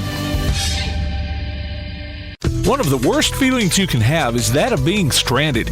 Well, BT's Towing, Tire, and Truck Repair makes that a thing of the past with 24/7 towing services and roadside assistance in the northern Alabama and southern Tennessee areas. But that's not all. They also offer truck and trailer repair, mobile welding, brake service and repair, new and used tires, and other major and minor repairs. Their name says it all. BT's Towing, Tire, and Truck Repair. For 24/7 response, call 497-8234. That's 497-8234. BT's Towing, Tire, and Truck Repair. Welcome back to James Clemens Baseball on PAS Plus. Kirk Pierce, Brock Carter, Tim Lambert, right here bringing you the broadcast live from Toyota Field, home of the Rocket City Trash Pandas, for this matchup between Sparkman and James Clemens. Now up to bat, Jesse Isensee hits a line drive out towards right field, and it's going to take a bounce. So a base hit right there to lead us off in this bottom of the fourth inning. Perfect way to get up right there, Jesse. You know, we were talking about Carson being a big leadoff runner in that last inning, and he did his job, and Jesse did the same. So this is we're going to have to, string together a lot more of these and to run up that scoreboard. But it's a great way to start the inning. So now in the number 8 spot, it's going to be Hudson Smith. That's your batter. Yeah, he's wanting to redeem himself after that doubled-up line drive. So they're trying to pick off over here at first base. Isensee able to get back in time. Now he remembers, hey, I got one of those sliding gloves I need to put on. See, he'd pull it out of his pocket. Yeah, I was going to say, he hadn't had time to put it on yet. That one's going to be high and misses to Hudson. Well, hey, a mental factor this pitcher could be playing right now is getting back to that mound quick, and I'm not letting him put that mitt on. Yeah. Hey, something to that. Yeah.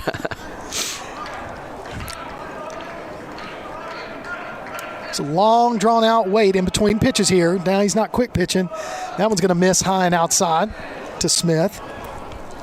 If we had my son played high school ball, and one of the runners was putting that glove on. Got he picked. Yes. Oh, man. And you talk ultimate about embarrassment. Talk about coming unglued. That's off the knuckles right there, Hudson Smith. That's going to advance Isensee over to second base. He's going to be the pitcher's going to run over there and touch the bag and get out number 1. But hey, he advanced the runner. That's exactly right. Yeah, I think it's a unique relationship being a catcher and a pitcher and coming to the plate.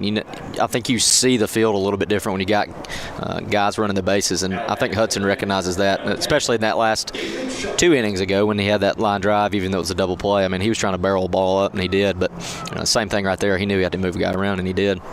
So now David Sharp is your batter. He's 0 for 1. Lined out to the right field earlier. That's going to be a strike right on that outside corner. And now Everly bringing some heat. Yeah, Everly's got a great arm. Yeah, he's throwing pretty good so far. So he's up to 58 pitches in a little over 3 innings. That's going to miss outside, ball 1. So 1-1 to Sharp. So you got Lucier on deck. That's going to catch that corner, or right down the middle, called strike. Yeah, same thing. You got to recognize it as a hitter where you are in this situation, especially being, down in the score right here. You've got to put barrel to ball no matter what in the count you are, especially 1-2. You got to choke up, cover, and protect. So here's the 1-2 pitch. He's going to look that one right over to second base. Going to catch it in the air. Just, oh, man. Plus, with the way the temperature is, these things are not going to fly. No, they're not. And I'm sure that didn't feel good either because it didn't sound like it felt good. So 2 outs with Lucier coming up to bat. He's 0 for 1. He walked his last at bat. But if we can get him on, and you got Sharp at second, Mark Fort with the ability on deck to put the ball in play and get those guys around. That was a high one. Tell you what, that catcher came out of that stance quickly. Yeah, I wouldn't mind if the pitcher could stay at that slot right there for the next several pitches. We'll be all right. So 2 outs, 1-0 to Lucier. Runner at second, that's Sharp.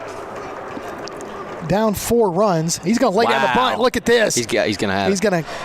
He's there. So he laid down a beautiful bunt to move Sharp over. So Lucier with an infield single on that one, just scooted down that line. I love it. I absolutely love it. And the reason I do so much more than any other bunt is because most of the time you see these bunts from people. I mean, first off, they don't have 2 outs. But second off, they usually do it at the beginning of a count. Coach Johnson not afraid to put that bunt on midway through a count because he trusts his guy. And somebody as fast as Carson who can put down a bunt, and he did it, and it was perfect. I would say that Lucier, if he's not first pitch going, sure, he's definitely second. Yeah. No, I'm surprised. Wow, how about that? That was a pitch out. So Coach Johnson holding him back, knowing that they probably were thinking the same thing you and I were, pitching out. Yeah. So 1-0 to Markford. You got Ty Marsh on deck. So 3 big sticks right here with Markford, nice. Wheeler, or Markford, Marsh, and Wheeler. Lucier slows Try up. to get in it. Yeah, he did. So 2-0 now to Markford. Yeah, he's got to swing it here. Got to be a perfect pitch at this count, but if he gets in a good count, got to swing it. That one catches the corner, strike 1.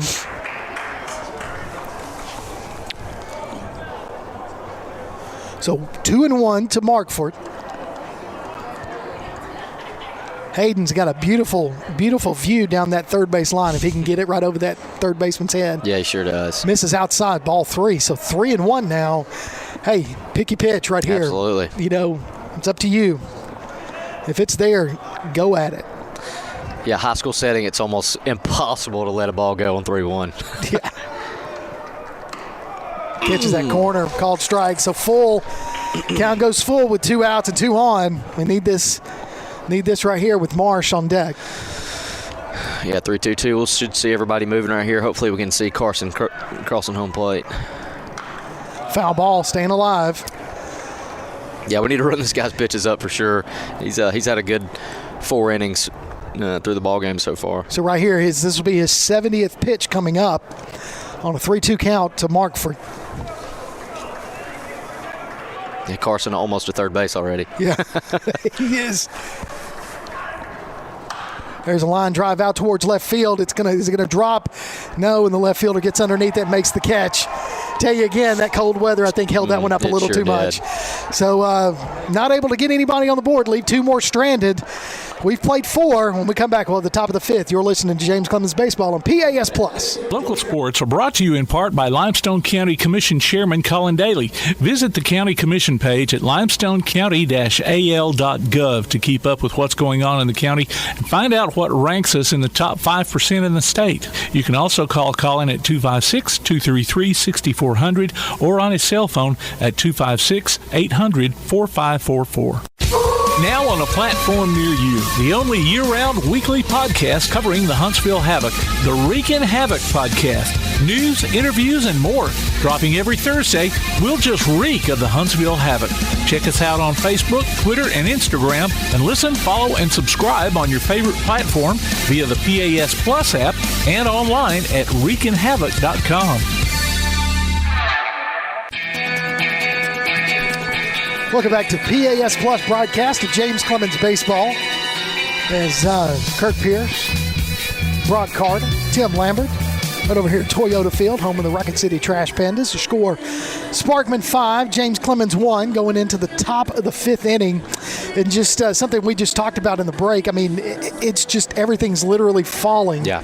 For the Sparkman Senators, whereas for us, we're getting the bat on the ball, we're hitting them deep, and it's just not falling. Yeah, it's got to be that conversation of the dugout from Coach Johnson that, man, guys, you have seen what they can string along as hits, and it is not something that we can't defend. So just let them hit it. Trust your guys. And even, when we're hitting, not being afraid to take a swing. Out of all of the swings that we've had, they have been hard hits in the good spots, but they just haven't fallen our way like they have Sparkman. So we start off the inning. First pitch to Williams with a ball. So that was high and inside. Here comes the second pitch. I don't know where that's missing. Well, and just something else that we've noticed too is Sparkman is not aggressive to swing at all. They are looking for ways to get on bases, and it's not with a hit. Just not a whole lot of power in that lineup. So they're just looking for get on base any way they can. Misses the corner, ball 3. Yeah, the catcher in me wants to tell Hudson that he's got to make that a strike. Then again, at the angle we're at, that's easier said than done, but it looked like he kind of let that one loose. Yeah, try to frame it if you can, help your pitcher out, but the pitcher's got to get into find that zone. Here's a 3-0 pitch. That's called right there. There it is. So 3-0.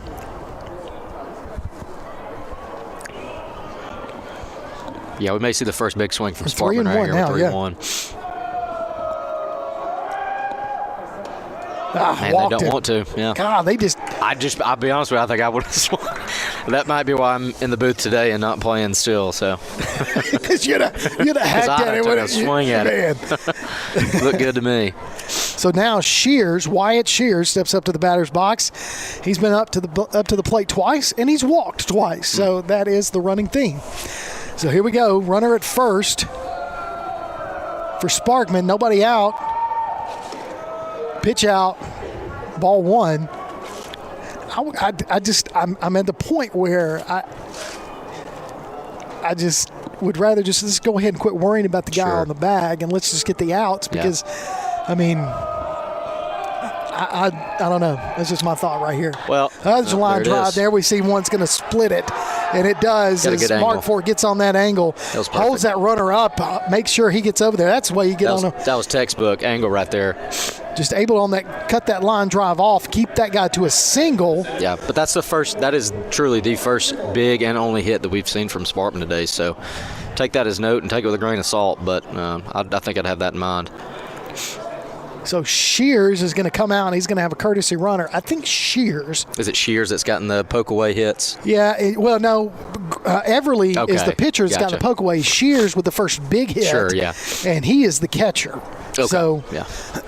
So that's why he gets a courtesy runner.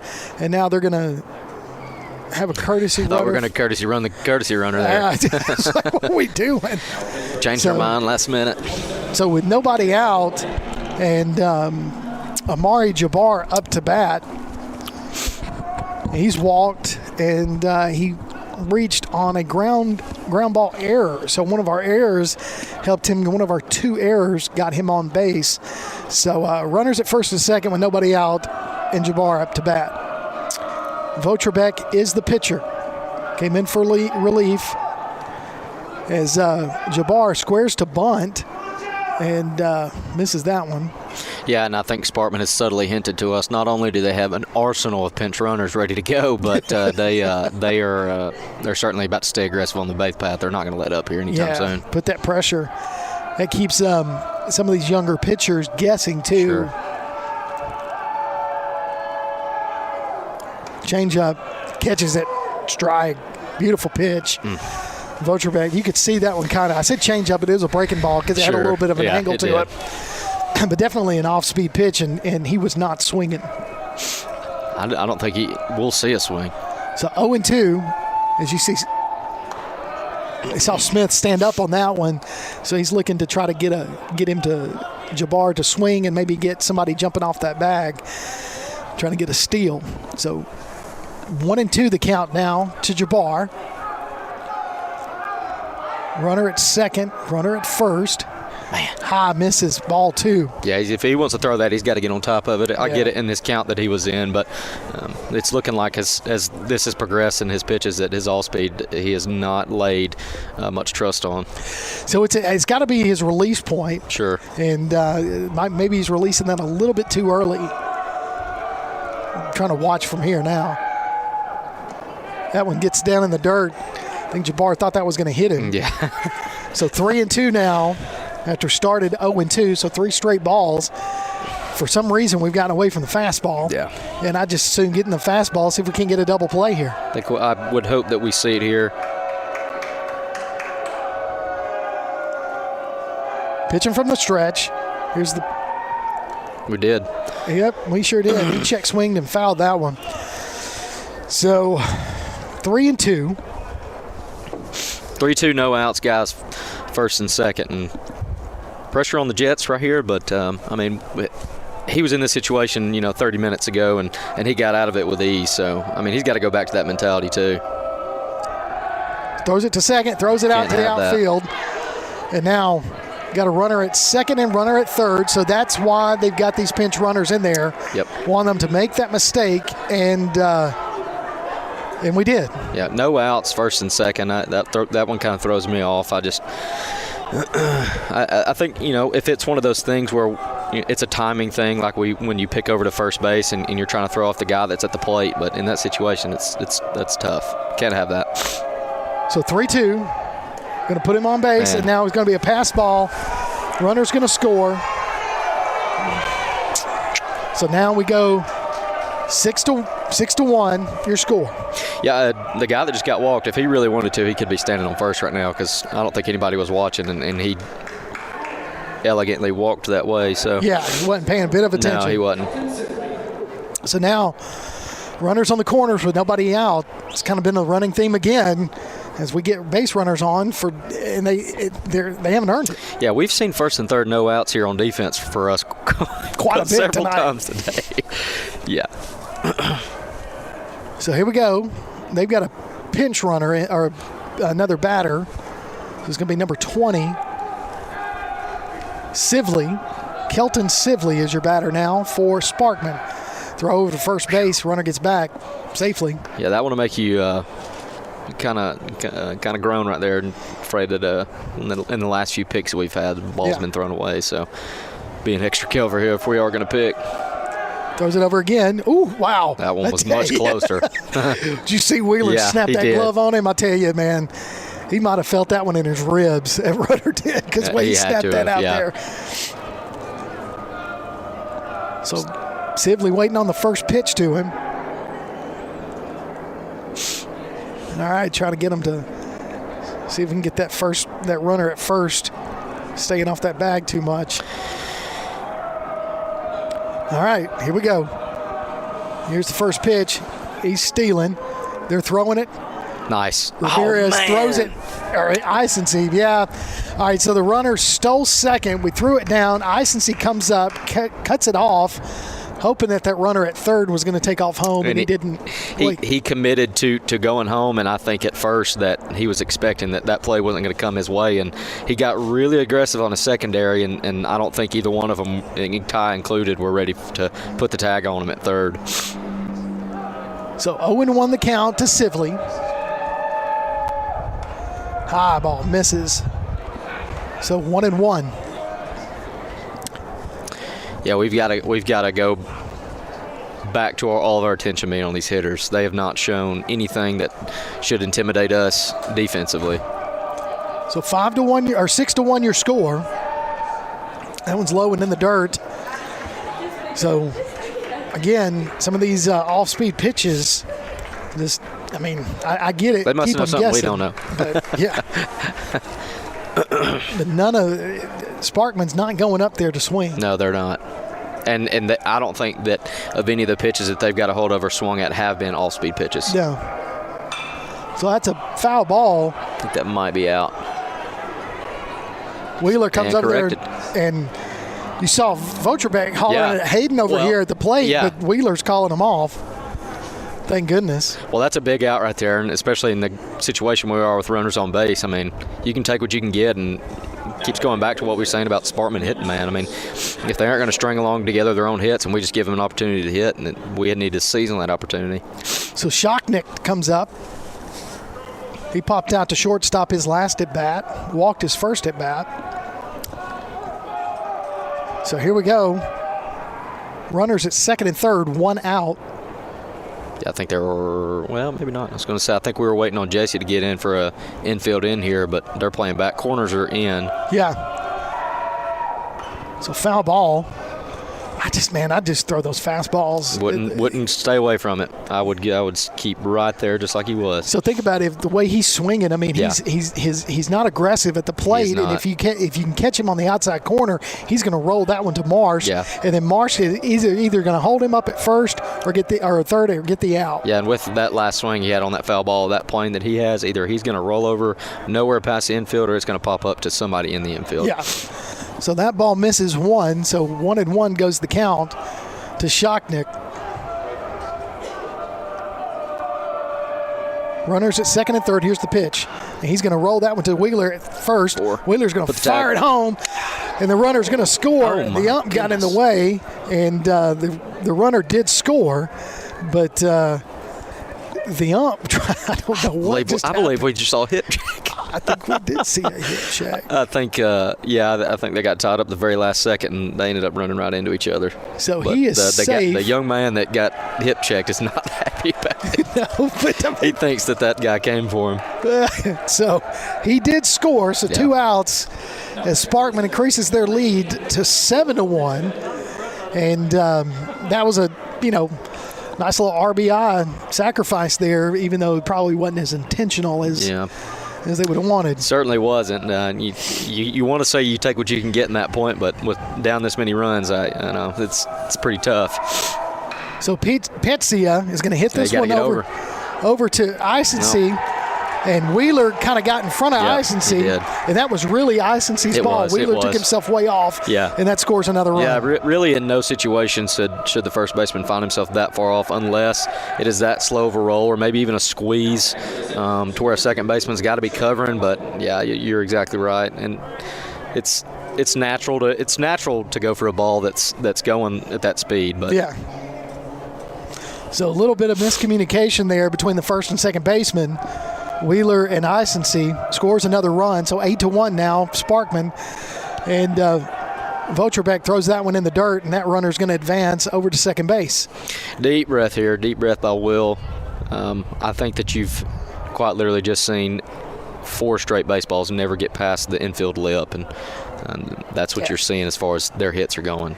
So they've really only had one solid hit to the outfield, and it was cut off from becoming even a double. So. Yeah, and so there's a shot over towards Ramirez. Ramirez is going to field it on the bounce, throws it to Wheeler, get out of the inning, but not before more damage was done by Sparkman. They scored 3 the top of the 4th or 5th inning. When we come back, James Clemens will be up to bat. You're listening to Jets Baseball on PAS Plus. This is John. Hello. Katie. Hi. And Ted. Howdy. Ted's a welder. Katie's a dental hygienist. And John's an IT technician. IT, this is John. They all have 2 things in common. They're making good money, and they all have 2-year degrees or certificates from Calhoun Community College. We have classes in Decatur, Huntsville, or everywhere online. Choose Calhoun Community College. Your community, your college, your future. Register now. Athens Utilities comprises Athens Electric, Athens Gas, and Athens Water Services. Together, we are committed to providing reliable and affordable electricity, natural gas, and water and wastewater services. We operate as part of the City of Athens, and just like our city's motto of Athens is classic, Southern, character, we believe in supporting what makes our community special. And that includes local sports. Call 233-8750. Come by our office at 508 South Jefferson Street or look for the link online at athensal.us. Welcome back to James Clemens Baseball on PAS Plus. Kurt Pierce, Brock Carter, Tim Lambert, Toyota Field, James Clemens. The home team today against the Sparkman Senators. Sparkman on top, 8-1. Due up this inning is Ty Marsh, Satchel Wheeler, and Francisco Ramirez. We got to start stringing some hits together, folks. It's got to happen because we got to get some runs. We only got 3 more chances at bat. Not a lot of the ball game left for us to make that happen, and this is a guy you want at the plate to get that going for you here, definitely. Yeah, number 17, Ty Marsh, plays third base. We mentioned this several times over. Western Kentucky commit and starting quarterback for the James Clemens Jets, and he's just a junior. Yeah. So we get him 1 more year, and but that's awesome for Ty, and Ty can get us started right here this inning, and he puts the bat on the ball, pops that one foul out of play.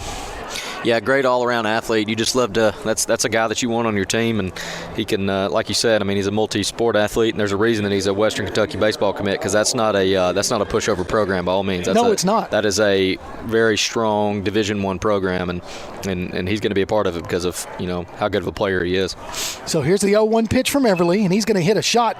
Nice. On the ground towards right field. So that's going to be his second hit of the night as he had a triple in the first inning, and there he goes, Ty Marsh getting us started. Yeah, that's exactly what you need out of a leadoff batter on that inning. He's going to string together exactly what you need, and we're going to have to. I mean, there's quite literally no other way to there's no remedy to win this ball game than to keep doing what we're doing here. So let's bat around, folks. Yeah. Satchel Wheeler up to bat. Batting from the left side, got a runner at first, Ty Marsh. That was a sidearm throw there by Everly. That was way outside. You've seen some different arm slots from here. It's kind of interesting, and that's not necessarily a good thing because that kind of means he's straying to an off-speed being this slot and a fastball being this one. So hopefully we can pick up on that. Yeah, over the top with that fastball. Yeah, and he misses ball 2, so 2-0 to Wheeler.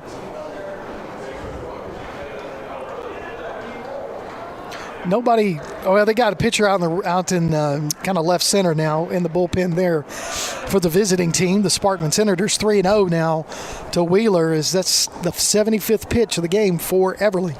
Yeah, hopefully this can be one where we kind of scoot him out of here. And if I had to take a guess, if I was a betting man, this might be one of their 1-2 guys pitching. So if we can get him out, we might be in a good spot. So ball 4 to Wheeler, brings up Ramirez, runners on first and second with nobody out.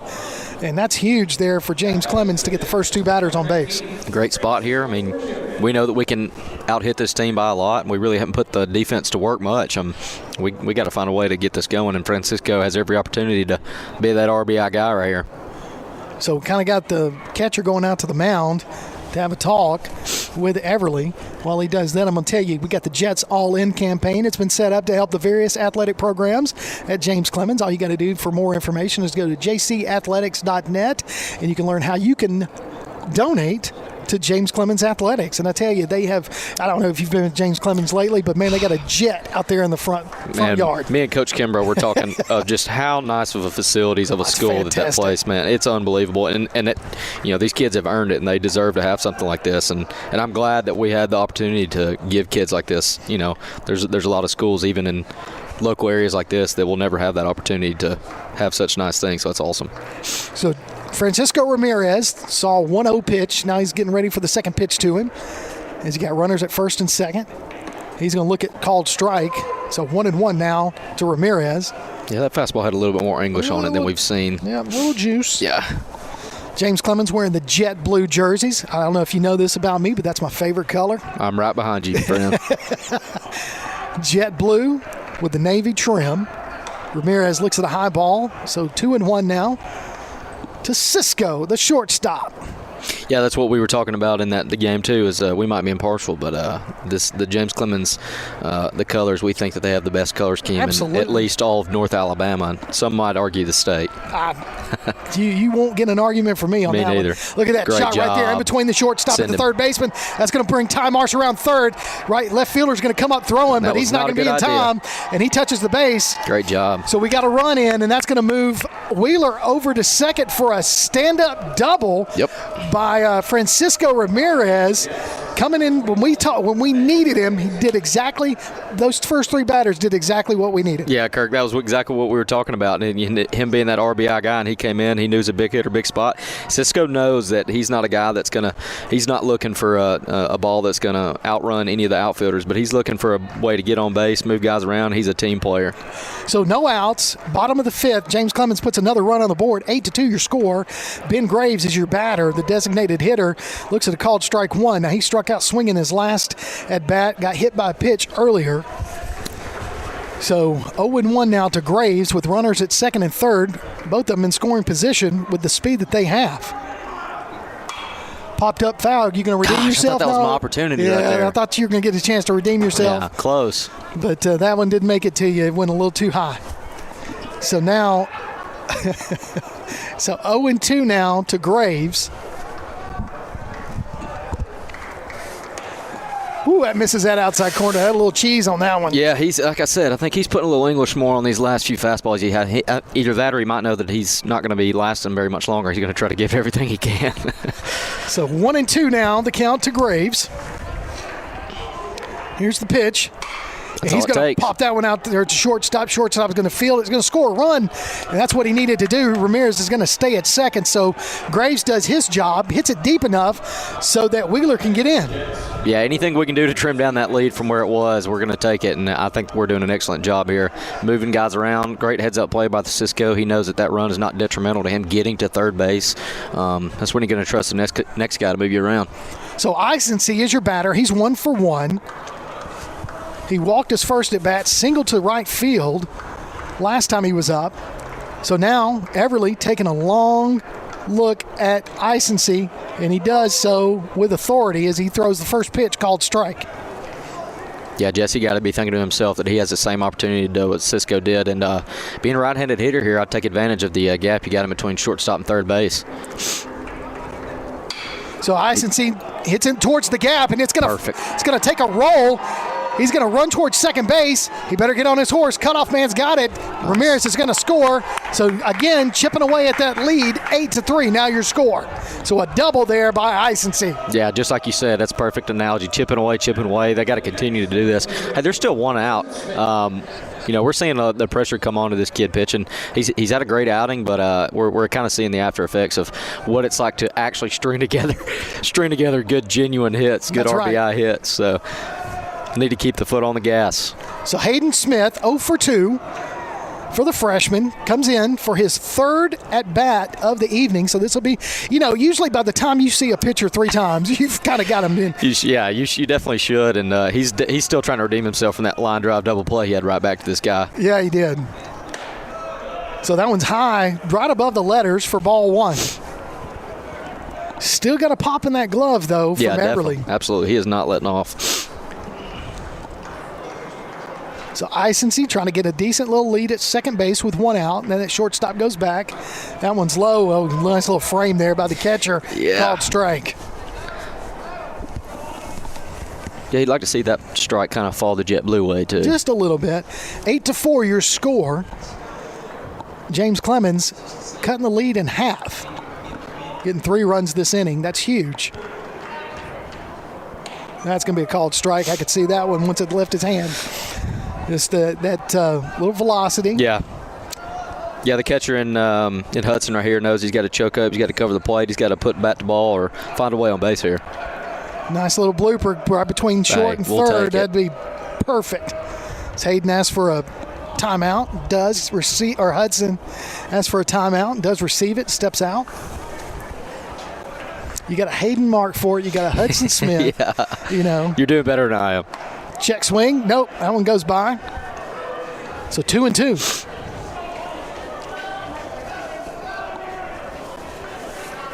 And I tell you, these guys out here without sleeves on, like him, Hudson doesn't have sleeves on, man. It's making me colder. He has been put to work back there at the plate, so he might be sweating. That one was low. Ooh, he still didn't go around. Yeah, he really wanted to. So on deck is Smith. Sharp. Good Lord, man. I'll get it all. I'm looking at Smith. In my lineup, Sharp. I got Sharp. Isensee. Got Isensee. See, there you go. Yeah, there you go. All right, 3-2 count to Smith. He's going to line it out towards right field. Right field's going to move, get underneath that, and that's Isensee's going to have to stay at second. So 2 outs there. That was a loud out, but, hey, he fought it. Yeah, it was. Honestly, for that kind of pitch, go opposite field right there. You don't hate that. And any other scenario, it still is a strung together good hit. Didn't fall on the ground to make it a true hit, but good swing right there by Hayden. You don't hate it, but like to see your guy move around. So Sharp steps into the batter's box, 0 for 2. And he lined out to the right fielder and to the second baseman in his last at bat. Right fielder, his first at bat, takes ball 1. So you look at the scoreboard, and the score is 8-4, but James Clemens has 6 hits to Sparkman's 2. Yeah, I think they've got 3, actually. Yeah, I think they do have 3, but even still, it says a lot to what's kind of fallen their way as far as the errors that we've made and the amount of walks that we had, especially in that one inning. That really did us in as far as allowing them those runs. Their errors, they've got two errors apiece for both teams, but their errors have not been as costly. Certainly, yeah. Yeah, it's a lot of a difference when you make an error with bases loaded rather than one guy on. So. No kidding. 8-4. Here we go. 2-0 the count to Sharp. Foul that one out of play. So 2-1 now. 2 outs, runner at second. You've got Lucier on deck. So now you're back to the top of the lineup with Hayden Mark in the hole. Then you're back with Ty Marsh in the 3 spot. Yeah, from a trust standpoint, you'd love to have those guys back at the plate.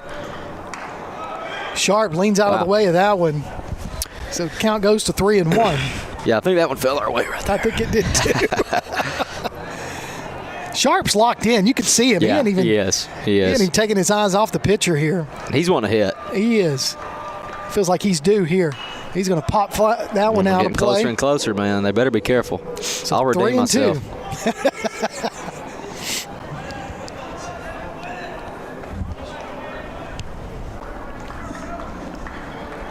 3-2, 2 outs.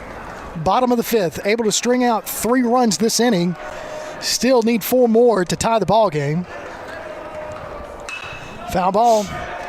So great at bat. Yeah, quality at bat here by Sharp, as Everly is almost at the century mark. 2 more pitches away from that.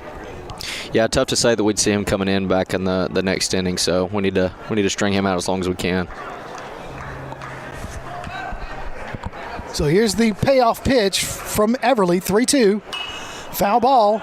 That one's going to get out of play. So 99th pitch. So you basically had 98 or 97, 98, and 99 foul balls. Yep. So I like that. I was going to say that works perfect for us.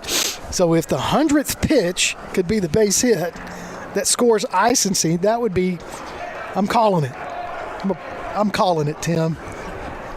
Of course. You heard it here first. Yeah. Everly takes a look at Icency. Come on. It's going to be a line drive. Is it going to fall? No. Nope. And the right fielder is going to be able to get up underneath it and make the out to get out of the inning. But, hey, we cut it in half. Your score, Sparkman 8, James Clemens 4. When we come back, we'll have the top of the 6th inning. You're listening to Jets Baseball on PAS+. Looking for T-shirts with just the message you want? They're as close as your computer or mobile device. Just go to daddyoscustomtees.com and look through the selection of designs for the perfect one. Or say just what you want with your very own designer message. Daddy O's Custom Tees features short and long sleeve T-shirts plus sweatshirts, hoodies, aprons, mugs, and even pet apparel. With Daddy O's Custom Tees, you can have it your way, whether you need 1 or 100. Go to daddyoscustomtees.com. That's DADDYOS Custom TEES.com. daddyoscustomtees.com. If you'd like to download a copy of this game or hear it again on demand, go to pasnetwork.net. You can find this game and previous games under the Archives tab. You can also subscribe to the Play Action Sports podcast and listen to it on your favorite platform like iTunes, Amazon, and Spotify, or ask Alexa or Google to open the Play Action Sports podcast, keeping you up to date on Athens and Limestone County sports. Play Action Sports. Welcome back to James Clemens Baseball on PAS Plus as we get ready for the top of the 6th inning on this chilly night as the temperature continues to drop here at Toyota Field. The wind's blowing, but we don't have the wind blowing on Thank us. Goodness. That's the one benefit here. Yeah, thank goodness. Yeah, as Everly is your batter. He is 2 for 3 on the night. Votrabek is still your pitcher for James Clemens, and Everly takes a look at ball 1. Yeah, you'd like to see these starting to fall to strikes. Hopefully we start seeing more fastballs out of him. Putting bat to ball if they can do it. So temperature is 44 degrees with a wind chill of 37. I believe it. So that's where we're at. That one's down in the dirt, so ball 2. So 2-0. Now goes the count to Everly. Now Everly, we talked about this earlier. He's had 2 of the hits. What do you call them? Two of the 3 hits, and they've both been, they've fallen where they needed to fall, but they've just been bloopers that just right out of our reach. Yep. And 3-0 now, the count to Everly. Yeah, the first one was about 5 yards behind Satchel, and then the next one was about 5 yards behind Cisco. So. Yeah. And that's it. That's essentially, other than the hit that started off the top of the 5th, that's strike 1. Yep. Yeah, that's called strike. So he had. Man, I'd live there right now. Yeah, just right there on that corner. Make him hit off the end of the bat towards Wheeler would be beautiful on a grounder. Yeah, may even send my infield deep a little bit here. Yeah. He's going to pop up. That one's still. That's in. It looks in territory. So neither one of them. Hudson didn't want it and Wheeler didn't want it because you could see Hudson looking over here, see how much more room he had, and it fell just right in front of the Sparkman dugout. Yeah, and I think it's a testament to catchers. It's tough when you're looking up and down, especially at another teammate, to see if they're going to catch the ball and you got that mask on, because you've got to find that ball again through the bars of that mask. Yeah. So 3-2 now to Everly. So Votrbeck's been able to get ahead of him here. Oh, loses him right there on that ball 4. So Everly's going to take his base. I'm going to bet he gets a pinch runner or a courtesy runner. So far, I feel like what we've seen is every single one of their guys gets one. And that's exactly what's happening. And that is not a problem to have. No. A bad problem to have. No. So Everly gets a courtesy runner. So it's going to be Jalen Davis. So now up to bat is Gross, Ryan Gross, 0 for 2.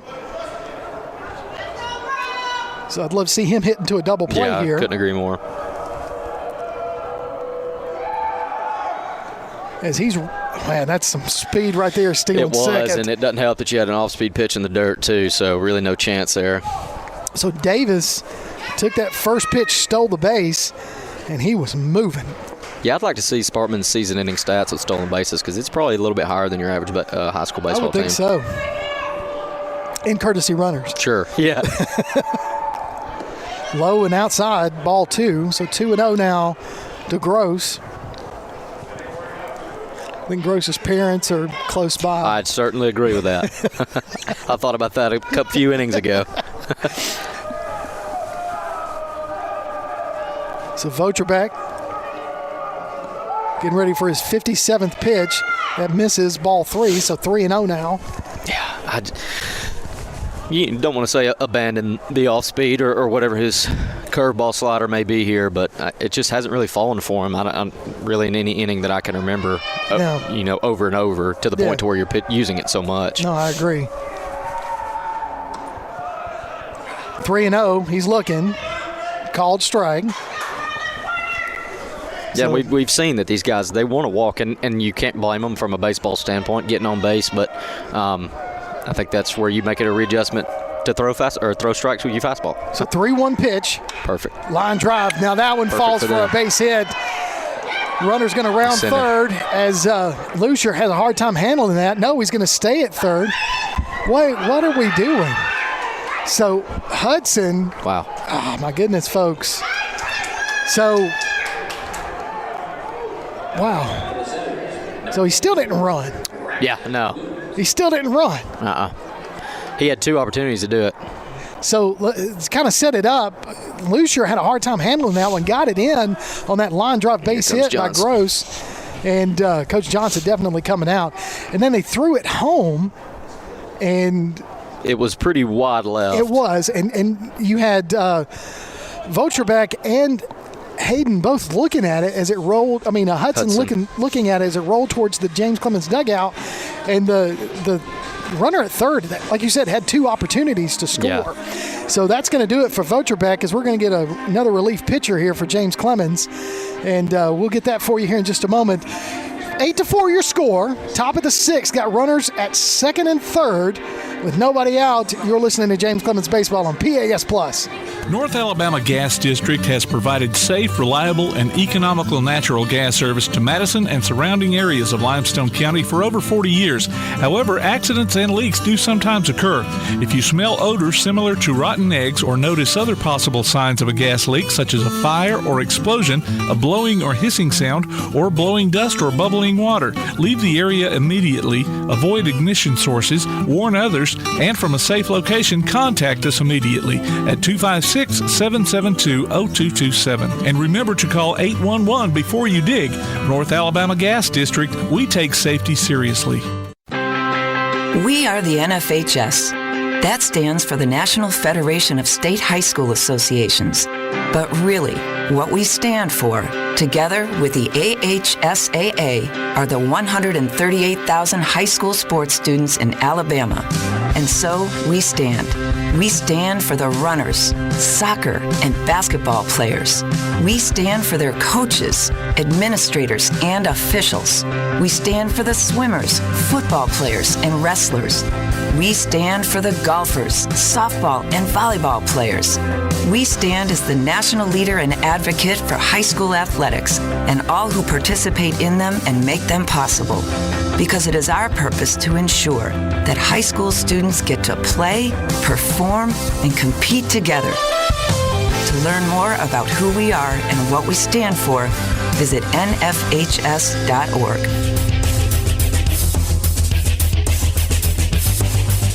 Welcome back to James Clemens Baseball on PAS Plus. Kirk Pierce, Brock Carter, Tim Lambert. It's cold. We're down 8-4 in the top of the 6th inning. Now we got a new pitcher. Jesse Eisensee is going to come over from second base. Now Caleb Wilson is going to play second. And so Eisensee is going to be pitching, right-handed pitcher there for James Clemens. He's got runners on second and third with nobody out. Again, down 8-4, taking on Williams. Braxton Williams, the batter for Sparkman. First pitch from Eisensee. See what it does. And it misses. Wow. I don't know where it missed. I don't either. And, we're infield in, too. And we keep talking about how, these guys have been looking for walks. I think this guy, in this case, he might be looking for a hit. He might have been bored his last few at-bats. Yeah, he's basically had 3 at-bats. Now he fouls that one off. So he hit. So his first at-bat, he took a hit by a pitch. Then he grounded out to second, and then he walked last time. So yeah, he hadn't had a super fun day at the plate. No, he really hasn't. So 1-1, the count, and he's going to hit it right over into the hole, right past second base, out to center field. That's going to score 1. It's going to score 2, and he's going to run towards second. And now they got him hung up, and there's nobody at first. So they scored 2 runs on that one. So they were able to get that single and score. And all of a sudden, one of the things that we haven't been able to do, or they haven't been able to do, they're doing. Yep.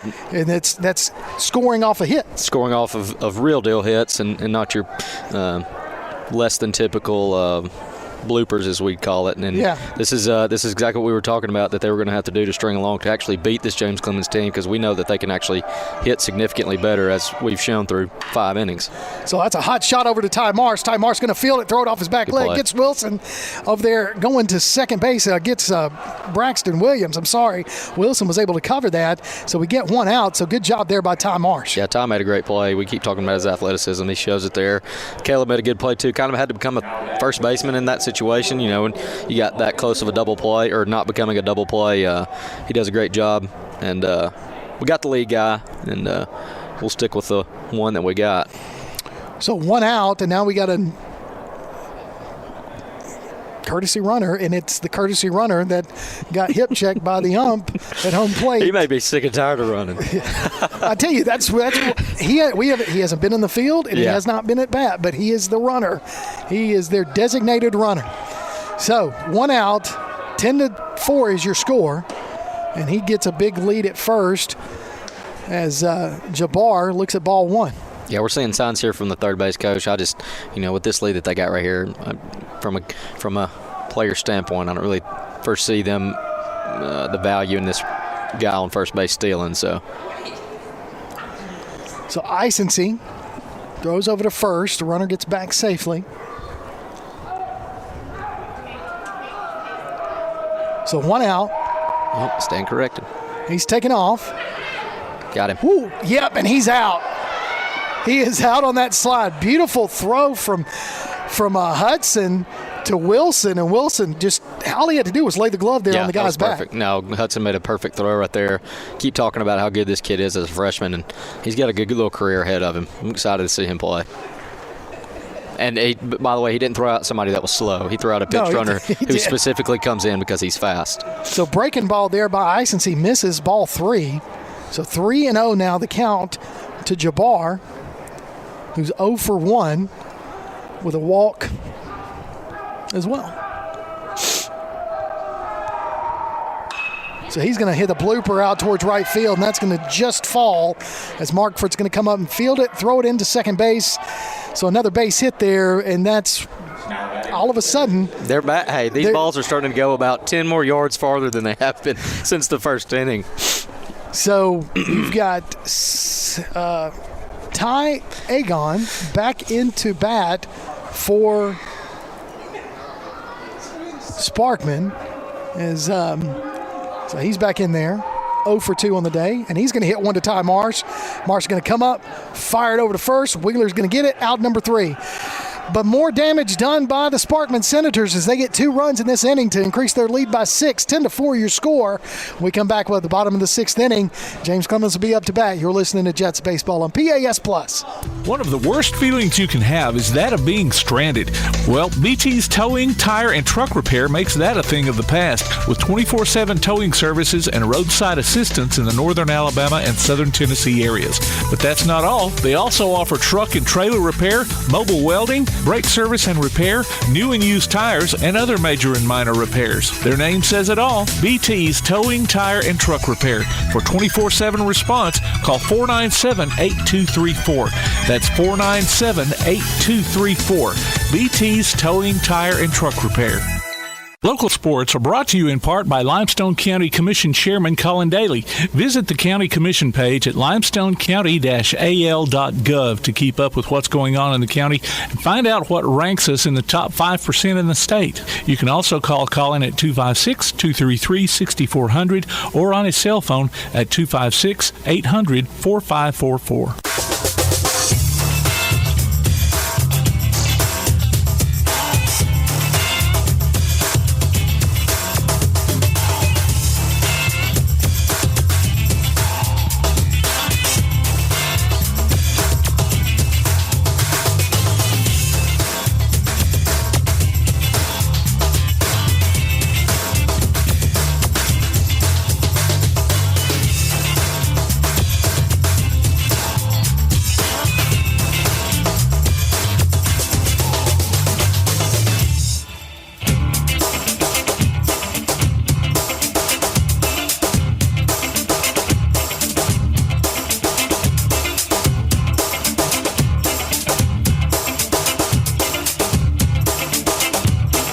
Welcome back to James Clemens Baseball on PAS Plus. I tell you, Brock, I'm cold.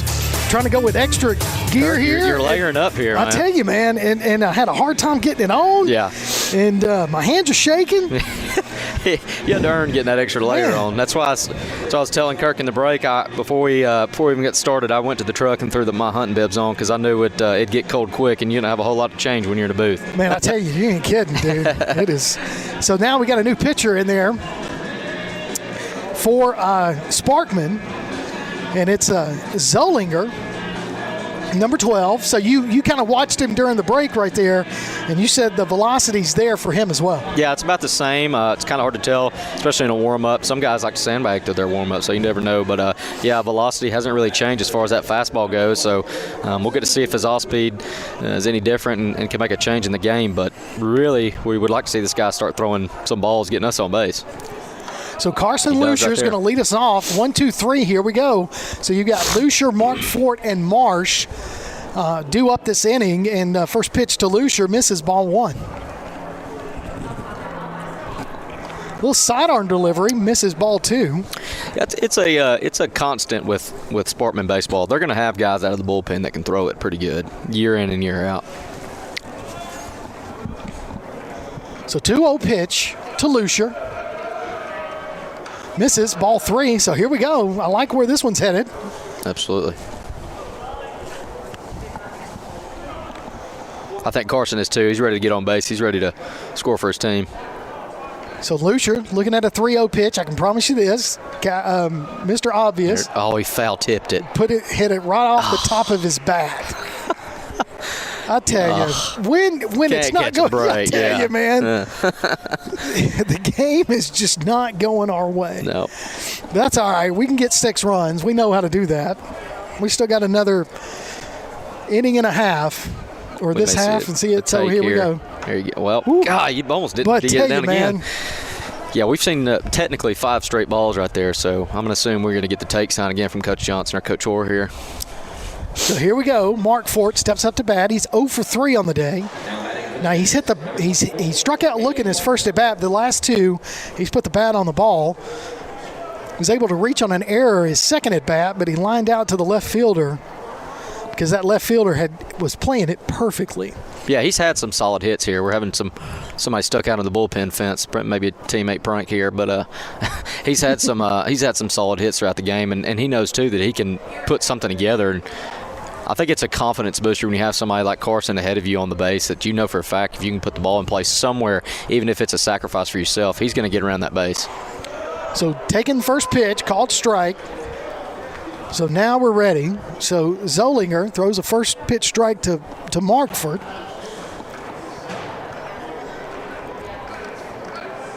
Takes a look over at Lucier at first base. He's going to sidearm swing that one over. Lucier gets back safely. Yeah, I can't blame him on that. You know, you've seen all game how fast Carson is. He's been on base, really more than anybody this game. So they know what he's made of. They know his speed, certainly. And he's no matter how many times you're going to pick, he's not going to stay off that aggressive lead. So foul ball out of play. So the count goes to 0-2 to Markford. Yeah, that wind has not let up. I bet it is about 10 degrees colder on that field than it is up no here. doubt. Do you see the flag out there? Yeah, that's what I was looking at. Man, it is. We're not even feeling the wind. No, I don't feel anything. that is a harsh wind out there in that field. Flick back over here to first base, and Lucier gets back safely. Yes, Coach Carter says this is baseball weather, so cowboy up. You hear that a lot, don't you? Quite frequently. So another pitch over here to first. Lucier's back safely, trying to keep Lucier close. James Clemens down 6 runs. Amazed that they're worried more about him than they are about getting this out at the plate. But, hey, I'll take it because maybe they'll make a mistake and Lucier will be standing on second. Here's Mark Fort's going to bloop that one right over the second baseman's head, and Lucier's going to stand up at second. So now another base hit there by James Clemens. Finally, a blooper goes our way. Yeah, honestly, and I think he really jumped a whole half second early. He may have been able to make that play. It was still a high enough hit ball to where he got past him, but he was up there. I think he just jumped just a tad early to be able to make it. So now Ty Marsh steps up to the plate. He's 2 for 2. We may have a listen up that this kid can absolutely hit right here. We need to be smart. So Marsh tripled his first at bat. He walked his second, and then he had a single his last at bat and scored a run as well. So Ty Marsh, knowing what he said. And that's the thing. We've talked a lot about Ty Marsh going to Western Kentucky, but we got a little bit of time here.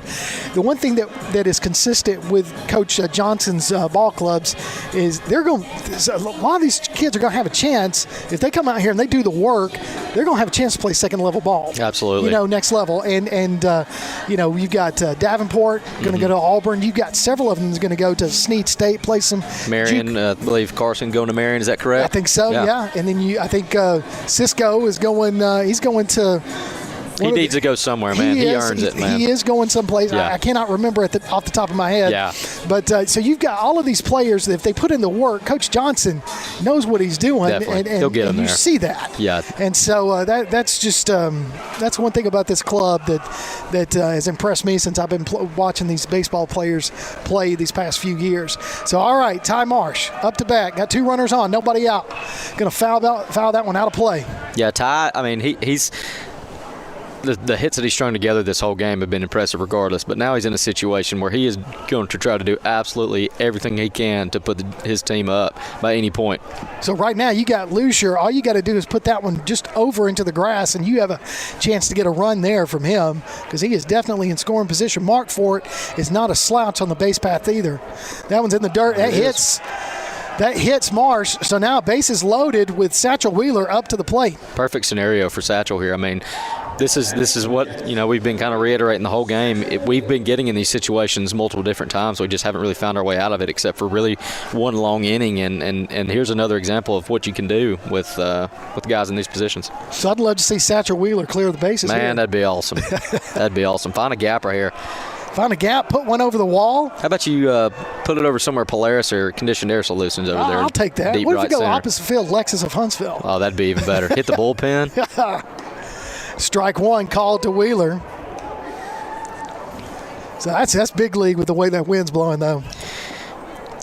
That'd be awesome to get a hold of it. Yes, it would. I'm going to go down there and tell Satchel that they're willing to test the new lights out. If he gets a home run, they'll flick the whole stadium around. That'd be fantastic. And by the way, it looks awesome. That is fantastic. 0-1 pitch to Wheeler. Wheeler asks for time, gets it. So Zollinger taking his time on the mound. Wheeler says, if you're going to think about it, well, I'm going to let you think longer. Yeah, that's right. And the way Coach Johnson's got this lineup set, it's really a dream lineup come true, especially in this situation. So down and in the dirt to ball one. You sit there and look, and the way Zollinger's pitching is a little bit low. If Wheeler can get underneath that and just bloop that right over the third baseman's head, and that would get out there into that little no man's land in that corner where everybody's running and chasing, and he's going to lay down that bunt. It's a beautiful bunt, and that's going to score a run, so Wheeler's going to get on. So how about that? That was different. Yeah, I like it. So that's a Johnny Johnson special right there. That is a Johnny Johnson. So he does score a run on that bunt. As Lucia scores, now you got Marsh and Markford with Francisco Ramirez up to bat, 2 for 3 on the afternoon. So I guess Coach Johnson's playing the odds with Ramirez. Yeah, definitely. As he's got a single and a double on the day. Yeah, I think he might have whispered also into his ear too, like, hey man, we can absolutely bunt right there, especially, hey, I'll even let you a drag bunt like that, but we can't just bunt it back to the pitcher. We scored, that works, but. Yeah. So Ramirez takes a look at the first pitch, ball. We'll take that. Yeah, I'm not sure where it missed. Yeah, neither did the pitcher. He's upset.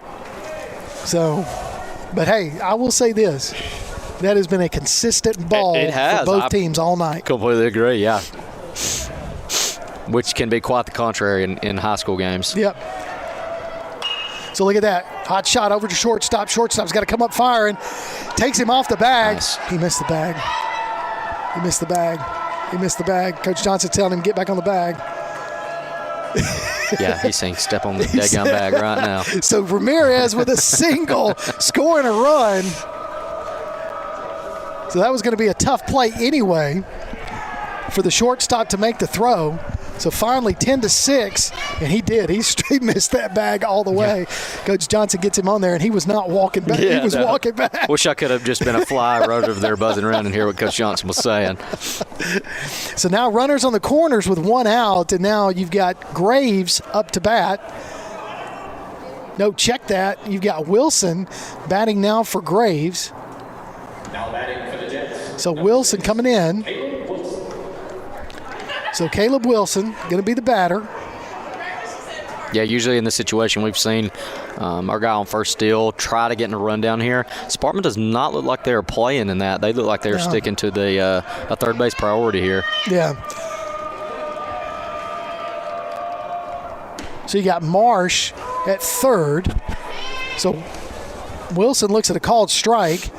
Ramirez at first. So those are your two corner runners. Marsh and Ramirez.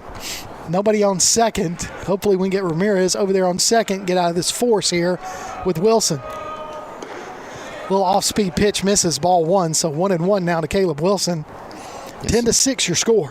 Cisco working on that oven mitt over there at first base. Coach Johnson's probably telling him to quit freaking worrying about it. a little meaner than that. Yeah. So 1-1 to Wilson. Gonna get stuck. There's Ramirez. Got him on the steal. Scores a run though. Yeah. So got him on the steal. So yeah, you almost wonder if you want to get stuck in that, but in that situation, as long as we can score a guy, I mean, we're slimming that deficit down by 3 runs. I mean, that makes a huge difference. So now 10-7 your score with 2-1 the count to Wilson. So you got Ice and C on deck. Wilson hacking at that one. That was a foul ball. So strike 2. Now count goes to 2-2.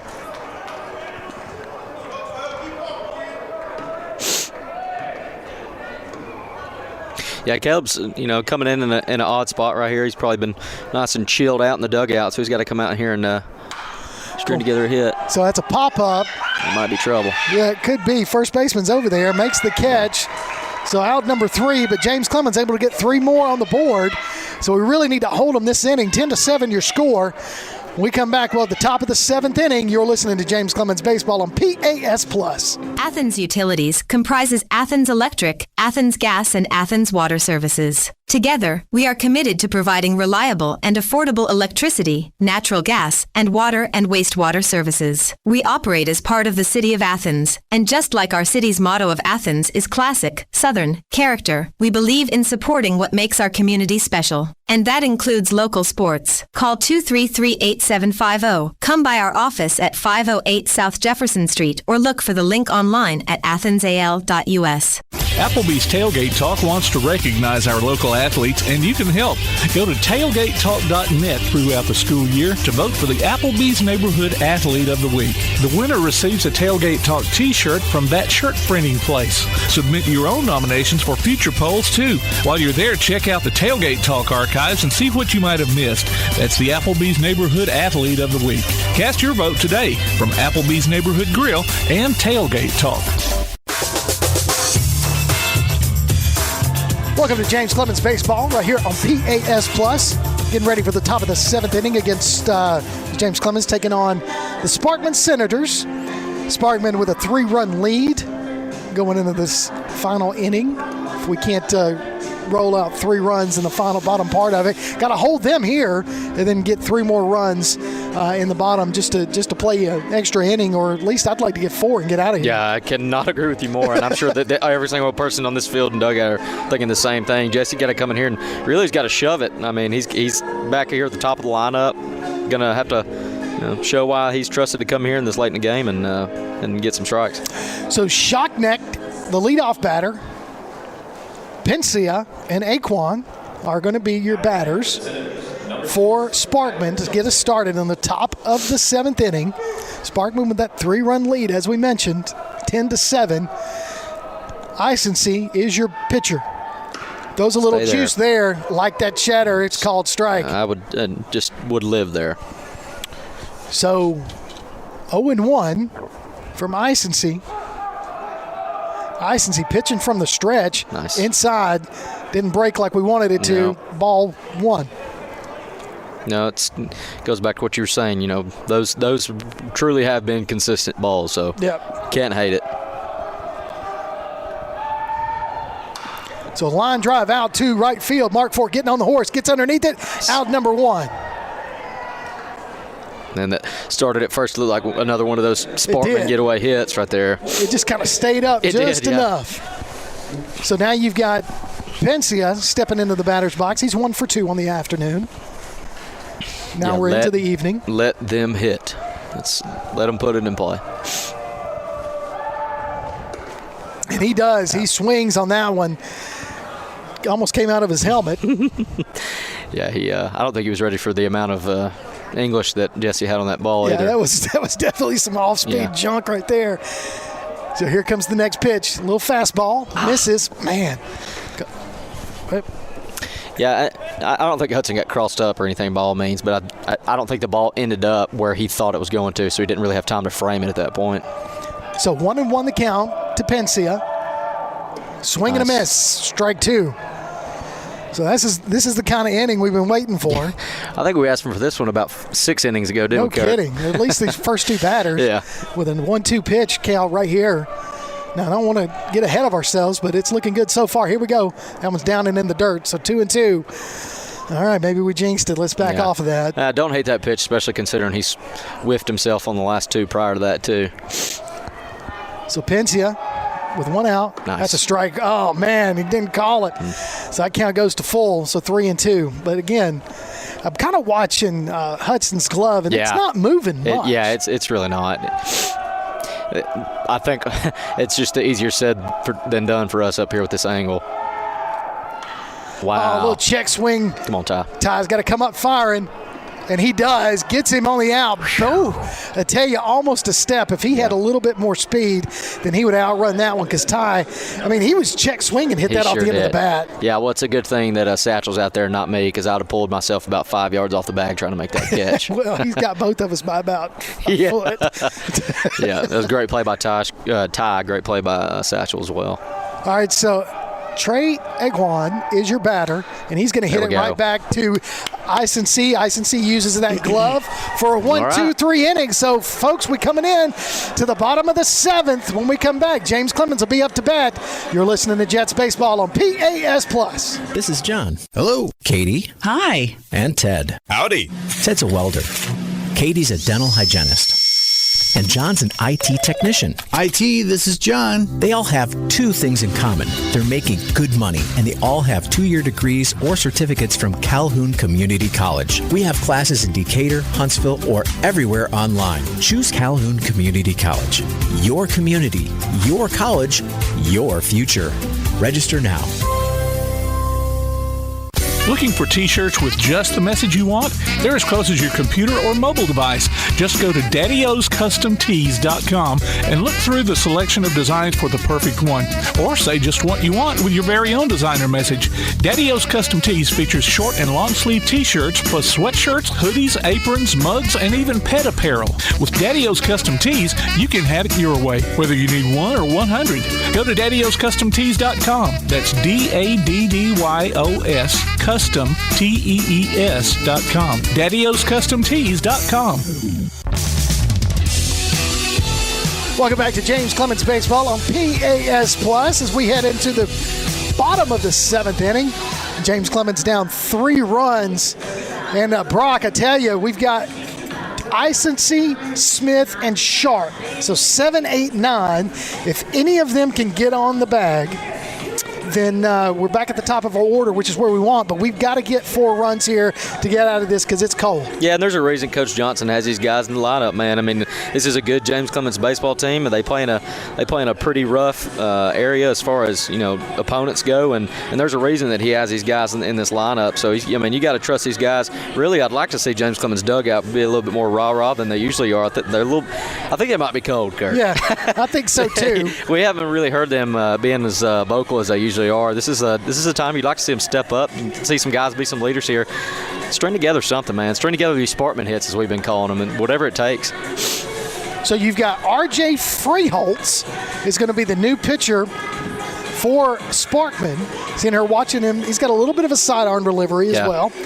So coming in and to close this game out for the Senators. So, no. It is not. It is Icency. Yeah. It's Jesse Icency. I'll cut that young man up there a break. He's our new intern, so he's learning. Come on now. It's all right. That's right.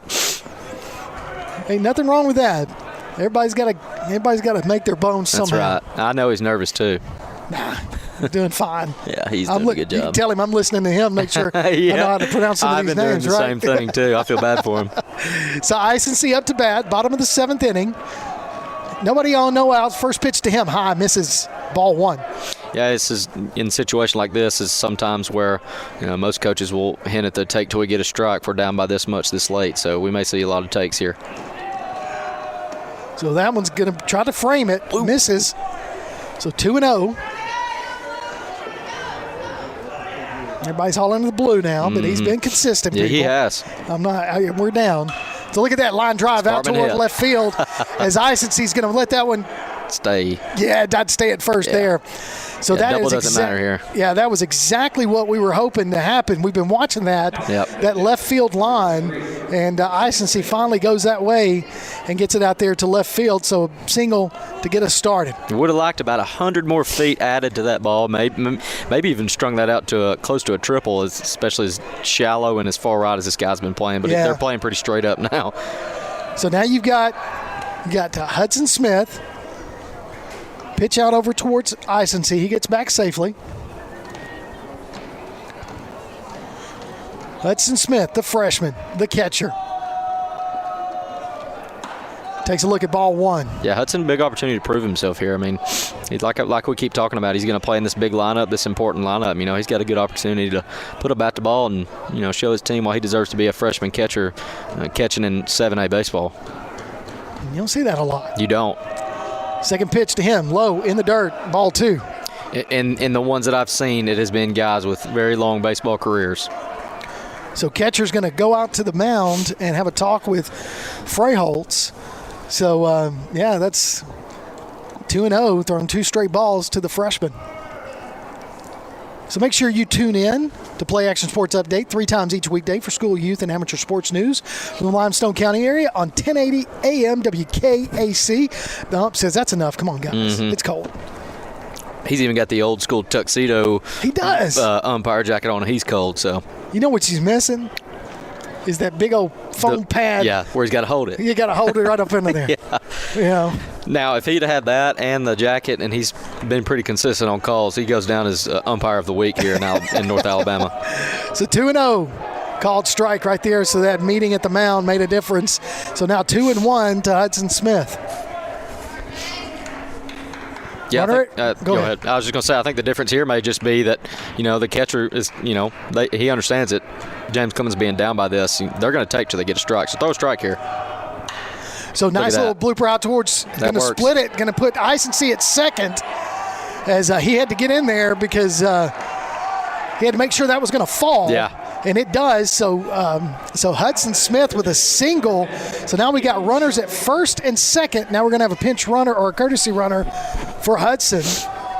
So beautiful little line drive single out there for Hudson Smith. Runners at first and second with a courtesy runner for Hudson. Yeah. Coming in, being a big hitter in a big spot right there. He recognized it, and he's capitalized, and he got what we've been calling a Sparkman hit. Yeah, those bloopers, man. So now David Sharp, he's 0 for 3. He's due. He wants one. So he's got an opportunity here to at least load the bases or bring in a run. So he leans out of that one, ball 1. Yeah, I'd love to see David right here. Try to pull one real hard in the infield right in between shortstop and third base. May not score a guy, but, we're moving around with no outs. Really can't beat anything. So the catcher goes out to the mound again to have a talk with his pitcher. Now both umps converge on the mound. Yeah, they're not letting that happen. Come on, guys. Yeah. Seriously.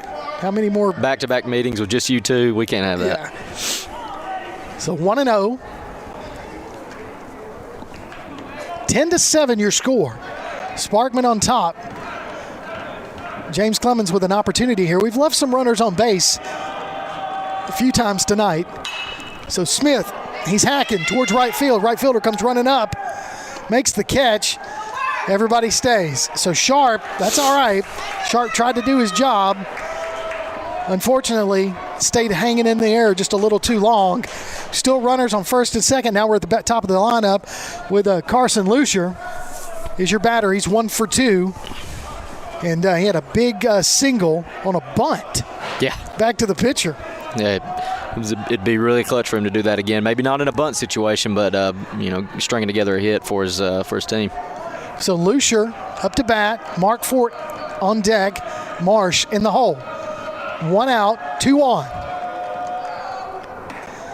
Off-speed pitch misses, ball 1. Yeah, that's the first off-speed pitch to a batter we've seen on this kid. So they know that Carson's going to come out swinging, and they know for a fact if he puts a ball in the play somewhere, he is going to absolutely wheel it out.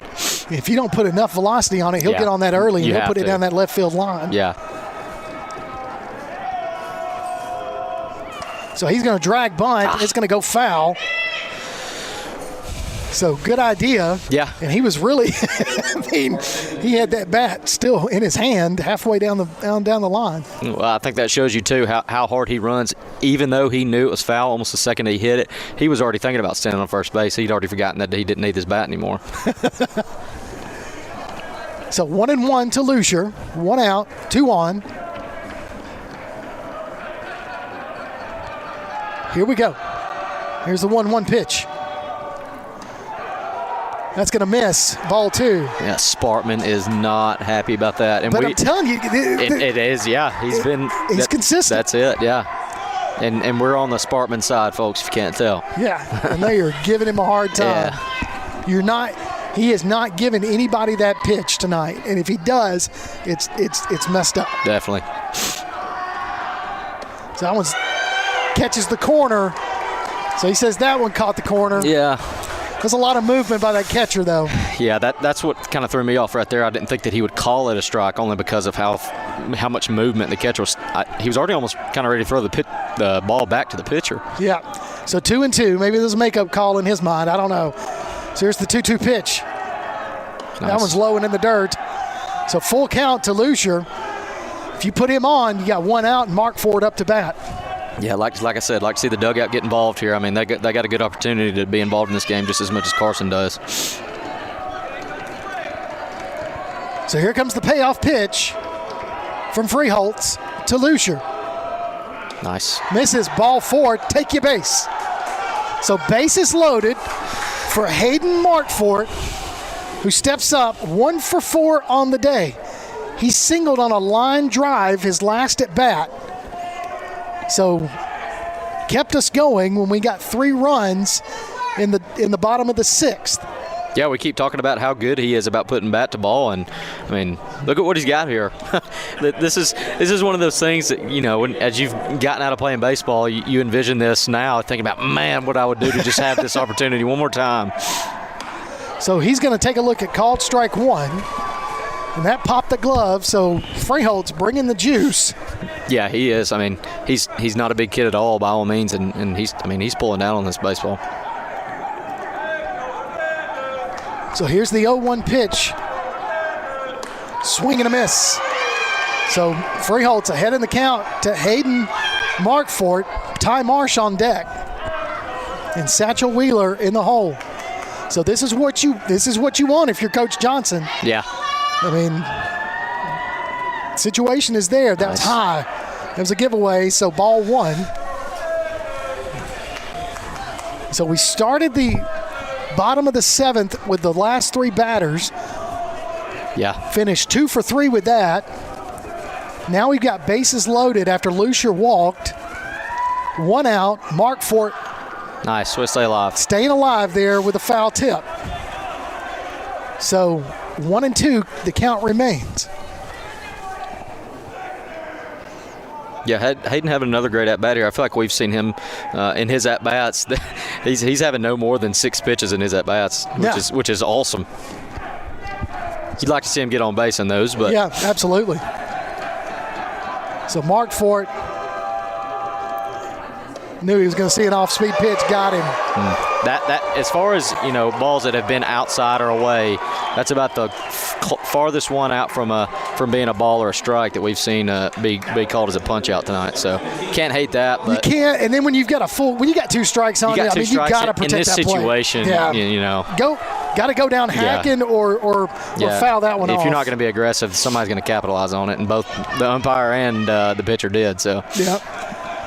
So here's the Marsh is going to bloop that one towards second base. Man. Second base going to catch it. Ball game. Wow. So bases loaded. Marsh hits it. Line drive. Just missed it. And that second baseman was playing just right deep field. Enough. Yeah. And he was able to bring that one in. So your final score, Sparkman 10, James Clemens 7. We'll take a break. We'll have some stats and final discussions. You're listening to James Clemens Baseball on PAS Plus. North Alabama Gas District has provided safe, reliable, and economical natural gas service to Madison and surrounding areas of Limestone County for over 40 years. However, accidents and leaks do sometimes occur. If you smell odors similar to rotten eggs or notice other possible signs of a gas leak, such as a fire or explosion, a blowing or hissing sound, or blowing dust or bubbling water, leave the area immediately, avoid ignition sources, warn others, and from a safe location, contact us immediately at 256-772-0227. And remember to call 811 before you dig. North Alabama Gas District, we take safety seriously. One of the worst feelings you can have is that of being stranded. Well, BT's Towing, Tire, and Truck Repair makes that a thing of the past, with 24/7 towing services and roadside assistance in the northern Alabama and southern Tennessee areas. But that's not all. They also offer truck and trailer repair, mobile welding, brake service and repair, new and used tires, and other major and minor repairs. Their name says it all, BT's Towing, Tire, and Truck Repair. For 24/7 response, call 497-8234. That's 497-8234. BT's Towing, Tire, and Truck Repair. Athens Utilities comprises Athens Electric, Athens Gas, and Athens Water Services. Together, we are committed to providing reliable and affordable electricity, natural gas, and water and wastewater services. We operate as part of the City of Athens, and just like our city's motto of Athens is classic, Southern, character, we believe in supporting what makes our community special. And that includes local sports. Call 233-8750. Come by our office at 508 South Jefferson Street or look for the link online at athensal.us. Local sports are brought to you in part by Limestone County Commission Chairman Colin Daly. Visit the County Commission page at limestonecounty-al.gov to keep up with what's going on in the county and find out what ranks us in the top 5% in the state. You can also call Colin at 256-233-6400 or on his cell phone at 256-800-4544. Welcome back to James Clemens Baseball on PAS Plus. Your final score, Sparkman able to get the win 10-7 over your Jets in a big area win. And Brock, I tell you, when I look at these stats, it's just for us. I'll go ahead and give you the positives on our side. I mean, we were able to score 7 runs, so we kept it interesting. We had 29 batters. We were able to score 7 runs off 11 hits. That's really good. Yeah. You know, we only struck out 3 times. Of course, that one right there at the end was, unfortunate there in the final inning. So, from an offensive standpoint, we had a decent game. Yeah, and from true baseball statistics, baseball says if you score 7 runs, close to about 80% of the time, you win. Absolutely. So on the pitching side, unfortunately, we had 4 pitchers go in there, 7 innings. We gave up 7 hits, 10 runs on 7 hits. 9 of those were earned, but here's the 2 final key stats. 27 batters, but 11 of those batters were walked, and we only struck out 2. Yes, going without those strikeouts, man, especially when they face that many guys that we throw them in as pitching, that's the definition of beating yourself in baseball. And whether they did have those scrounged together hits, man, when it comes to those falling their way, we've got to find a way to make up better for that. And we really just couldn't find our groove on either side of the baseball a couple different times. But like you said, we had truly a great offensive game. Everything just kind of fell their way as far as stats go, and it mattered for them when it mattered most here late in the game, and they walk away with an area win. Well, I tell you, and that's unfortunate because I know that I've seen this James Clemens team. They consistently hit. Yeah. The pitching is there. I don't know if it was the temperature. I don't know if it was the atmosphere. I don't know what it was. But we started off strong, and then we made 2 errors, and one of those errors was huge, and that kept them in. And it just Sparkman just able to squeak this out. Kind of an odd baseball game, wasn't it? A little bit. Seemed different. It did seem a little different. So, but nevertheless, Sparkman able to get a 3-run win against your James Clemens Jets. But hey, you can join us this Thursday as we'll be at James Clemens as the Hazel Green Trojans go to the Jetsplex. The Trojans. And so we'll have that game for you right here on PAS Plus. You going to join us? Yeah, man. If I'm invited, I'm there. Man, come on! This has been enjoyable. Absolutely, I sure appreciate it. It is definitely, Brock. I tell you, having you here, and sometimes I've had to do it by myself, you know, and it's great to have somebody here that's knowledgeable of the game and would like to. I think I know people. I think we could probably get you to be a part of the Wingman. Yeah, well, it sounds like I'm getting an extended invite here, so man, I'm here for it. Like I said, I've got blood in the game over there on the field, so sure. I really care about it. And like I told Coach Kimbrough, Coach Carter, I think if he had to choose between coaching for the Crimson Tide and James Clemens Jets, he'd choose the Jets, man. He loves this place. He loves the kids, and it's a great program, and I'm happy to be here. Well, we're glad to have you, man, and thanks for being a part of the team, the newest wingman. That's the wingman. Yeah, man. I tell you, man, Brock, it's awesome. Appreciate it. Yeah, brother. All right. Well, listen, final score again, Sparkman 10, James Clemens 7. We'll be back Thursday night for a James Clemens home game at the Jetsplex against the Hazel Green Trojans. For Brock Carter, for Tim Lambert, I'm Kirk Pierce. You've been listening to James Clemens Jets Baseball on PAS Plus.